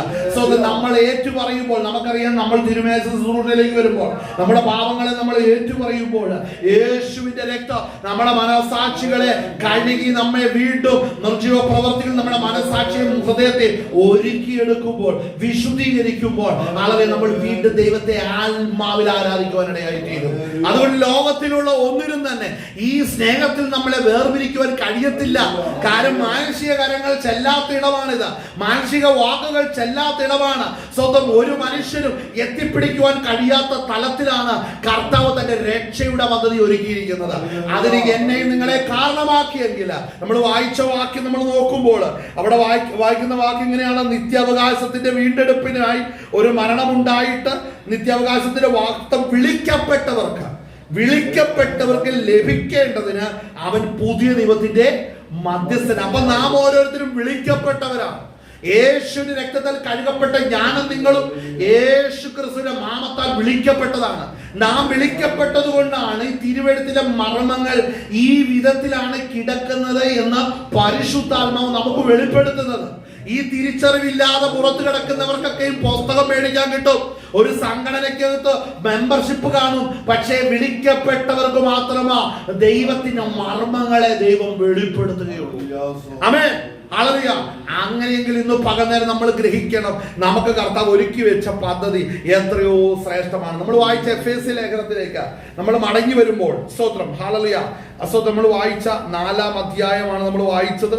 വേഗം വായിച്ച് നമുക്ക് തീർക്കാം. 4:14 അല്ലെ, 4 സ്തോത്രം 17 അല്ലേ, നടക്കരുത്. 18-ാം വാക്യം പോലെ അവർ അന്ധബുദ്ധികളായി അജ്ഞാന നിമിത്തം ഹൃദയകാഠിന്യ നിമിത്തം തന്നെ ദൈവത്തിന്റെ ജീവനിൽ നിന്ന് അകന്ന് മനം തഴമ്പിച്ചു പോയി. ഈ മനം തഴമ്പിച്ചു പോയാൽ മടങ്ങി വരുവാൻ യേശുവിന്റെ രക്തത്തിനെ കഴിയുള്ളൂ. യേശുവിന്റെ രക്തം നമ്മുടെ മനസാക്ഷിയിലേക്ക് ഇറങ്ങിയാൽ നാം മടങ്ങി വരും. ആമേൻ. അപ്പോൾ നമ്മൾ പലപ്പോഴും പ്രാർത്ഥിക്കാൻ കഴിയാതിരിക്കുമ്പോൾ ശ്രദ്ധിക്കണം. നമുക്ക് പ്രാർത്ഥിക്കാൻ കഴിയാതിരിക്കുമ്പോൾ, ആരാധിക്കാൻ കഴിയാതിരിക്കുമ്പോൾ കർത്താവ് നിന്റെ രക്തം, പ്രിയപുത്രന്റെ നിഷ്കളങ്ക രക്തം എന്റെ ഹൃദയത്തിലേക്ക് ഒഴുക്കണം. എന്റെ പാപങ്ങളെ ഞാൻ ദൈവസന്നിധിയിലും ഏറ്റുപറഞ്ഞു കഴിഞ്ഞാൽ ദൈവം തന്റെ രക്തം നമ്മുടെ ഹൃദയത്തിലേക്ക് ഊറ്റും. അത് കഴിയുമ്പോൾ ദൈവശക്തി നമ്മളിൽ പുറപ്പെടും. ദൈവശക്തി ഏതാണ്? ദൈവത്തിന്റെ വ്യാപാര ശക്തി എന്ത് ചെയ്യുന്നു? പുത്രനെ മരണത്തിൽ നിന്ന് ഉയർപ്പിച്ച വ്യാപാര ശക്തി. ആ വ്യാപാര ശക്തി നിന്റെ ഹൃദയത്തിലേക്ക് വന്നു കഴിഞ്ഞാൽ നീ ദൈവത്തെ മഹത്വപ്പെടുത്തും. അപ്പൊ ആദ്യം യേശുവിന്റെ രക്തം ഒന്ന് ശുദ്ധീകരിക്കണം. രണ്ടാമത് ദൈവത്തിന്റെ വ്യാപാര ശക്തി നമ്മളിൽ വെളിപ്പെടുമ്പോൾ പുത്രനെ മരണത്തിൽ നിന്ന് ഉയർപ്പിച്ചതുപോലെ നമ്മുടെ മനസാക്ഷിയെ മരണത്തിന്റെ നിർജീവ പ്രവർത്തികളിൽ നിന്നും വളരെ ഉദ്ധരിച്ച് നമ്മൾ ഉയർപ്പിക്കുവാൻ ഇടയായി തീരും. ആമേൻ, ഹല്ലേലൂയ. നമ്മൾ വായിച്ച എഫേസ്യ ലേഖനം വായിച്ചു തീർത്താം. ദൈവത്തിന്റെ ജീവനിൽ നിന്നാകുന്നു മനം തഴമ്പിച്ചു ദൈവത്തിന്റെ ജീവനിൽ നിന്ന് ആകുന്നു എന്നല്ല, ആകുന്നു. ആകയാൽ അത്യാഗ്രഹത്തോടെ സകല അശുദ്ധിയും പ്രവർത്തിക്കുവാൻ ദുഷ്കാമത്തിന് തങ്ങളെ തന്നെ ഏൽപ്പിച്ചിരിക്കുന്നു. നിങ്ങളോ യേശുവിൽ സത്യമുള്ളതുപോലെ, ഇവിടെ ശ്രദ്ധിക്കണം, നിങ്ങളോ യേശുവിൽ സത്യമുള്ളതുപോലെ, വായിക്കേ, സത്യമുള്ളതുപോലെ അവനെ കുറിച്ച് കേട്ട് ഇവിടെ ശ്രദ്ധിക്കണം, യേശു ക്രിസ്തുവിൽ ഉപദേശം ലഭിച്ച് എങ്കിൽ എന്ന് പറഞ്ഞാൽ എന്താ? അത്യാഗ്രഹത്തോടെ മനം തഴമ്പിച്ചു പോയ ഒരു കാറ്റഗറി വീണ്ടും പ്രസ്ഥാനത്തിന്റെ അകത്ത് കിടപ്പുണ്ട്. അവർ ജീവിക്കുകയും പ്രവർത്തിക്കുകയും ചെയ്യുന്ന അവരുടെ വിധങ്ങളും അവര് പ്രകടിപ്പിക്കുകയും പറയുകയും പ്രസംഗിക്കുകയും ചെയ്യുന്ന പ്രസംഗങ്ങളും അതിൽ വെച്ചു നോക്കുമ്പോൾ ദൈവാത്മാവിൽ നിന്ന് പ്രാപിച്ചവർ എന്തു പ്രാപിച്ചോ ആ പ്രാപിച്ചത് ഇവര് പറയുന്നതുമായിട്ട് ചേർത്ത് വെച്ച് നോക്കുമ്പോൾ സംഭവം ഒക്കുന്നില്ല എന്നാണ് ഇവിടെ എഴുതി വെച്ചിരിക്കുന്നത്. സംഭവം ഒക്കുന്നില്ല. എന്തുകൊണ്ട് ഒക്കുന്നില്ല? അവര് പറയുന്നതും സ്തോത്രം ദൈവാത്മാവിൽ നിന്ന് പ്രാപിച്ചതുമായിട്ട് നോക്കുമ്പോൾ രണ്ടും രണ്ട് ട്രാക്കിലാണ് പോകുന്നത്. ആമേൻ. കാരണം എന്താണ്? അവിടെ വ്യക്തമായിട്ട് പറയുന്നുണ്ട് എന്താണ്? അവർ മനം തഴമ്പിച്ചു പോയി എല്ലാ അശുദ്ധിയും അത്യാഗ്രഹത്തോടെ ചെയ്യാന്നല്ല അവിടെ പ്രകരിക്കുന്നത്. അവിടെ പറയും സകല അശുദ്ധിയും പ്രവർത്തിക്കും. അത്യാഗ്രഹത്തോടെ സകല അശുദ്ധിയും 19-ാം വാക്യം ഒന്നും കൂടെ വായിക്കും. ദൈവത്തിന്റെ ജീവനിൽ നിന്ന് അകന്ന് മനം തഴമ്പിച്ചു പോയവർ ആകയാൽ അത്യാഗ്രഹത്തോടെ സകല അശുദ്ധിയും പ്രവർത്തിക്കുവാൻ ദുഷ്കാമത്തിന് കണ്ടോ, പരിശുദ്ധാത്മാവിൽ നടത്തപ്പെടുന്ന ഒരു കാറ്റഗറി ഉണ്ട് ദൈവസഭ. അവരോട് മത്സരിക്കാൻ ദുഷ്കാമത്തിന് തങ്ങളെ തന്നെ ഏൽപ്പിച്ചിരിക്കുന്ന മറ്റൊരു കാറ്റഗറി അവിടെ നിൽക്കുകയാണ്. അവരുടെ വായിൽ പാട്ടുവാരതയും ആരാധനയും പ്രൈസാം വർഷിപ്പ് എല്ലാം നടക്കുന്നുണ്ട്. സംഭവം 2 കാറ്റഗറിയിലാണ് പോകുന്നത്. ആമേൻ. വായിച്ചേ, തുറന്ന് വായിച്ചേ. നിങ്ങളോ യേശുവിൽ സത്യമുള്ളതുപോലെ. കാരണം എന്താ? അവൻ തന്നെത്താൻ ഏൽപ്പിച്ച് തകർത്തു. ആളെ അവന്റെ ശരീരം അതാ മനസ്സിലായി. ആർക്കാ ക്രിസ്തുവിനെ വെളിപ്പെടുന്ന അറിയാവോ? യഥാർത്ഥമായി ക്രിസ്തുവിനാൽ വിളിക്കപ്പെട്ടവരൊക്കെ ക്രിസ്തുവിനെ വെളിപ്പെടുകയുള്ളൂ. ആർക്കാണ് ക്രിസ്തുവിനെ പ്രസംഗിക്കാൻ പറ്റാത്തതെന്ന് അറിയാമോ? ഈ മറ്റേ ട്രാക്കിൽ കിടക്കുന്നവർക്കാണ് ഈ ക്രിസ്തുവിനെ വെളിപ്പെടാതെ കിടക്കുന്നത്. അവർക്ക് ക്രിസ്തുവിനെ പ്രസംഗിക്കാൻ പറ്റുന്നില്ല. കാരണം എന്താ? അവർ തലയെ മുറുകെ പിടിക്കാത്തവരാണെന്ന്. അങ്ങനെയല്ല വചനം പറയുന്നത്. അവർ തലയെ മുറുകെ പിടിക്കാത്തവരാണ്. തലയെ മുറുകെ പിടിക്കുക എന്ന് പറഞ്ഞാൽ ക്രിസ്തുവിനെ അവൻ സ്വന്തം മരണത്തോളം താഴ്ച വന്നവനായി അനുസരിച്ചത് മുഖാന്തരം തന്റെ ശരീരയാഗത്താൽ വീണ്ടെടുപ്പ് സാധിച്ചു. അങ്ങനെയെങ്കിൽ നമുക്ക് നമ്മുടെ വഴികളിൽ നടക്കുവാൻ കഴിയത്തില്ല. എനിക്ക് സ്വയമായിട്ടൊരു ദർശനമില്ല. ശ്രദ്ധിക്കണം, ഇന്ന് പല വലിയ വലിയ പ്രീച്ചേഴ്സും ഉണ്ടല്ലോ.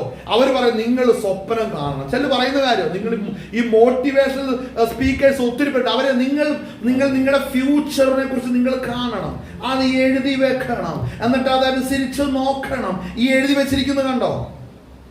ഈ എഴുതി വെച്ചിരിക്കുന്നത് കണ്ടോ? അതുകൊണ്ട് ശ്രദ്ധിക്കണം, ഓരോന്ന് ഏത് ആത്മാവിലാ നടക്കുന്നതെന്നുള്ളത് ഇന്ന് അനേകർക്ക് വിഷയമല്ല. ദൈവസഭയ്ക്ക് വിഷയം ഇവൻ ഏത് ആത്മാവിൽ നടക്കുന്നു. എനിക്കും വിഷയത ഇവൻ ദൈവാത്മാവിലാണോ എന്നുള്ളതാ വിഷയം. വായിച്ചേ. വായിച്ചേ. നിങ്ങളോ യേശുവിൽ സത്യമുള്ളതുപോലെ അവനെ കുറിച്ച് കേട്ട് അവനിൽ പരിശുദ്ധാത്മാവിനാൽ ക്രിസ്തു മുഖാന്തരം ഉപദേശം ലഭിച്ചു എങ്കിൽ ഇങ്ങനെയല്ല പഠിച്ചത്. വായിച്ചോ. ഇതാണ് വിഷയം. എന്താ പഠിച്ചതെന്ന് അറിയാവോ? അതാ നമ്മൾ കൊലോസി ലേഖനത്തിൽ പഠിച്ചത്. നമ്മുടെ മുമ്പേയുള്ള നടപ്പ് സംബന്ധിച്ച് അതിമോഹങ്ങളായി വഷളായി പോയ പഴയ മനുഷ്യനെ ഉപേക്ഷിച്ച് ഉള്ളിലെ ആത്മാവ് സംബന്ധമായി.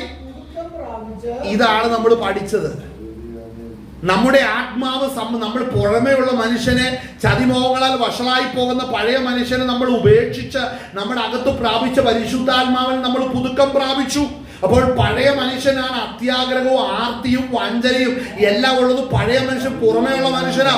അവനെ അടക്കി അതെപ്പോഴും അത് സ്നാനത്തിൽ സംഭവിച്ചു. ആ മനുഷ്യൻ വീണ്ടും എഴുന്നേറ്റ് വന്ന ആർത്തിയും സ്തോത്രം ഈ പറയുന്നത് പോലെ എല്ലാം മനം തഴമ്പിച്ച കാര്യങ്ങൾ പറയുമ്പോൾ ശ്രദ്ധിക്കണം. നമ്മൾ തിരിച്ചറിയണം, ഇവൻ പറയുന്നത് പോലെ അല്ലല്ലോ നമ്മൾ പഠിച്ചതെന്ന് കാര്യം മനസ്സിലാക്കണം. ഹല്ലേലൂയ. അപ്പോൾ മനസ്സിലാക്കണം, നമ്മളെ ഈ പഠിപ്പിക്കുന്നതൊക്കെ കേൾക്കണം. ദൈവത്തിൽ നിന്നല്ലേ കേൾക്കാൻ പോകരുത്. അതിന്റെ പുറകിൽ നിന്ന് അവനെ അങ്ങനെ ഉപദേശിപ്പിക്കുന്ന ഒരു ദൂതൻ കാണും. കാര്യം അവൻ ഈ ഡോബർമാനെയും റോഡ് വീലറിനെയൊക്കെ കഴുത്തെ വള്ളിയും കെട്ടി കൊണ്ടു നടക്കുന്നത് ഇതുപോലെ ചില ദൂതന്മാർ ഇതുപോലെ കൊണ്ടു നടക്കുമാര്. ദൈവത്തിലേക്കൊന്നും വരാൻ ഇവർക്ക് പറ്റില്ല.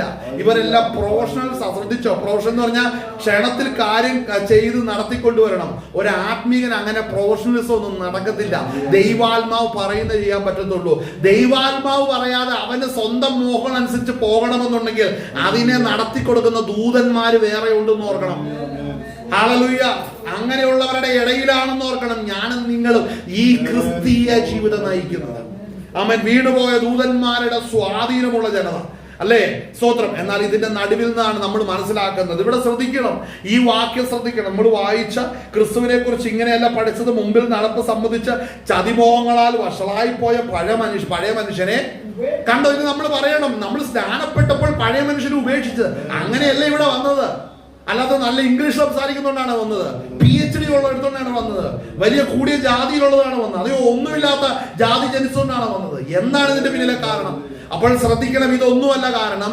നമ്മൾ പഠിച്ചു വന്നതും അറിഞ്ഞു വന്നതും ദൈവാത്മാവിനാലാണെങ്കിൽ ഇതാണ് അതിന്റെ ആധികാരിക സത്യം എന്ന് പറയുന്നത്. അവിടെ വായിക്കുന്നത് എന്താണ്? സ്തോത്രം. ഹല്ലേലൂയ. സ്തോത്രം. ഇവിടെ വായിക്കുന്നത് നിങ്ങളുടെ ഉള്ളിലെ മുമ്പിലത്തെ നടപ്പ് സംബന്ധിച്ച് അതിമോഹങ്ങളായി വഷളായി പോകുന്ന പഴയ മനുഷ്യനെ ഉപേക്ഷിച്ച് നിങ്ങളുടെ ഉള്ളിലെ കണ്ട ആത്മാവ് ഏതാ? പരിശുദ്ധാത്മാവ് സംബന്ധിച്ച് പുതുക്കം പ്രാപിച്ച് സത്യത്തിന്റെ ഫലമായ നീതിയിലും വിശുദ്ധിയിലും അപ്പോ അത്ര ഞാൻ അത്രയൊന്നും കൂടെ പറഞ്ഞു വരട്ടെ. അവിടെ പറയുന്നത് എന്താണ് നമ്മുടെ സ്റ്റോറി എന്ന് ചോദിച്ചാൽ, ഞാൻ എന്റെ പഴയ സൃഷ്ടിയെ അടക്കി കേട്ടോ. അവനില്ല, അവൻ വഷളനാകുന്നു, ചതിയനായിരുന്നു, ദുഷ്ടനായിരുന്നു, സ്വാർത്ഥനായിരുന്നു, അവൻ മരിച്ചു. എന്നിട്ട് എന്ത് സംഭവിച്ചു? ദൈവം തന്റെ ആത്മാവാകുന്ന പരിശുദ്ധാത്മാവിനെ നൽകി. ഇതാണ് നമ്മുടെ സ്റ്റോറി. പരിശുദ്ധാത്മാവ് നമ്മളിൽ വന്നു കഴിഞ്ഞപ്പോൾ എന്ത് സംഭവിച്ചു? നമ്മൾ ഫലങ്ങളിലേക്ക് നമ്മൾ വന്നു. എന്താണ് ഫലം? സത്യത്തിന്റെ ഫലമായ നീതി, വിശുദ്ധി, ദൈവാനുരൂപമായി സൃഷ്ടിക്കപ്പെട്ട പുതുമനുഷ്യനെ ധരിച്ചുകൊള്ളുക. മനസ്സിലാക്കണം. അപ്പോൾ നമ്മൾ എങ്ങനെയാണ് നീതിയിലും വിശുദ്ധിയിലും ദൈവാനുരൂപമായി പുതുക്കപ്പെട്ട പുതു മനുഷ്യനെ നമ്മൾ ധരിച്ചുകൊള്ളണം. ഇങ്ങനെ ധരിച്ച് പുതുക്കം പ്രാപിച്ചാണ് 2025 വരെ, 2010 മുതൽ 2025 വരെ എത്തിയതെന്ന് ഞാൻ പറയുമ്പോൾ ഇതിന്റെ അകത്ത് എന്റെ പഴയ സൃഷ്ടിയെ ഉരിഞ്ഞു കളഞ്ഞ സ്നാനത്തെ കുറിച്ച് പറയുവാനുണ്ട്. അല്ലെങ്കിൽ ദൈവത്തിന്റെ അഭിഷേകം പ്രാപിച്ച നാളുകളെ കുറിച്ച് പറയുവാനുണ്ട്. ദൈവാത്മാവ് വിശുദ്ധിയോടുകൂടെ നടത്തിക്കൊണ്ടുവന്ന നാളുകളെ കുറിച്ച് പറയുവാനുണ്ട്. കാരണം എനിക്ക് മധുരമായിരുന്ന പലതും സുവിശേഷ നിമിത്തം കൈപ്പാക്കി കളഞ്ഞ പല കാര്യങ്ങളും പറയുവാനുണ്ട്. അങ്ങനെ പറയുവാനില്ലാത്തവനെ എല്ലാം സൂക്ഷിച്ചോണം. ഇത് പറയുവാനില്ലാത്തവനെ എല്ലാം സൂക്ഷിച്ചോണം. വേഗം ഇതൊന്നും പറയാതെ മറ്റൊരു സുവിശേഷത്തിലേക്ക്, സ്വാർത്ഥതയുടെ, ലാഭങ്ങളുടെ, ഉയർച്ചകളുടെ, ബഹുമാനങ്ങളുടെ സുവിശേഷം കേൾക്കുമ്പോൾ ശ്രദ്ധിച്ചോണം. ഇത് വേറെയാണെന്ന് മനസ്സിലാക്കിക്കോണം. ആമേൻ. ലേബൽ മാറ്റി ഒട്ടിച്ച് കൊണ്ടുവന്നേക്കുന്നതാണ്. സാധനം പുറത്ത് കിടക്കുന്നതാണ്. ഇവൻ രക്ഷിക്കപ്പെട്ടിട്ടില്ല. അതുകൊണ്ട് മനസ്സിലാക്കണം. ഈ വചനങ്ങളാൽ സ്വർഗം നിങ്ങളെ ബലപ്പെടുത്തുമാറാകട്ടെ. നമ്മൾ വായിച്ച കൊലോസ്യ ലേഖനത്തിന്റെ അകത്തെ ആ വാക്യങ്ങൾ വായിച്ച നമുക്ക് അവസാനിപ്പിക്കാം. കൊലോസ്യ ലേഖനം 2-ാം വാക്യം, സ്നാനത്താൽ നിങ്ങൾ അവനോടുകൂടെ അടക്കപ്പെടുകയും അവനെ മരിച്ചവരുടെ ഇടയിൽ നിന്ന് ഉയർത്തെഴുന്നേൽപ്പിച്ച ദൈവത്തിന്റെ വ്യാപാര ശക്തിയുടെ വിശ്വാസത്താൽ അവനോടുകൂടെ നിങ്ങളും ഉയർത്തെഴുന്നേൽക്കുകയും ചെയ്തു. ഇത് തിരിച്ചറിഞ്ഞു വേണം നമ്മൾ ദൈവസന്നിധിയിൽ ഇരിക്കുവാൻ. സഹോദരൻ, ഈ വചനങ്ങൾ ആ സ്വർഗ്ഗം നിങ്ങളെ അനുഗ്രഹിക്കുമാറാകട്ടെ, ബലപ്പെടുത്തുമാറാകട്ടെ. സത്യം തിരിച്ചറിഞ്ഞ് രക്ഷിക്കപ്പെടുവാൻ തീരുമാനിക്കുക. സഹോദരൻ, മാറ്റം വന്ന് കർത്താവിനോടുകൂടെ നിലനിൽക്കുവാനായിട്ട് തീരുമാനിക്കുക. തെറ്റു പ്രസംഗിക്കുന്നിടത്തും വഴിതെറ്റിക്കുന്നവരുടെ പിന്നാലെ പോകരുത്. വ്യാജത്തിന്റെ സുവിശേഷത്തിന്റെ പിന്നാലെ പോകരുത്. അവർ മറ്റൊരാത്മാവിനും വീണുപോയ ദൂതന്മാരെയും സേവിക്കുമ്പോൾ ജീവനുള്ള ദൈവത്തെ, ക്രിസ്തു എന്ന തലയത്തിന് മുറുകെ പിടിക്കുവാൻ തക്കവണ്ണം ഞാൻ എല്ലാവരെയും ആഹ്വാനം ചെയ്യുകയാണ്. ഈ വചനങ്ങൾ ആ സ്വർഗ്ഗം നിങ്ങളെ ബലപ്പെടുത്തുമാറാകട്ടെ. നമ്മൾ കണ്ണുകളടയ്ക്കാൻ നമുക്ക് പ്രാർത്ഥിക്കാം. ദൈവസന്നിധിയിൽ നമ്മളുടെ ആവശ്യങ്ങളെ, ദൈവസന്നിധിയിൽ നമ്മളുടെ സ്വന്തം എല്ലാ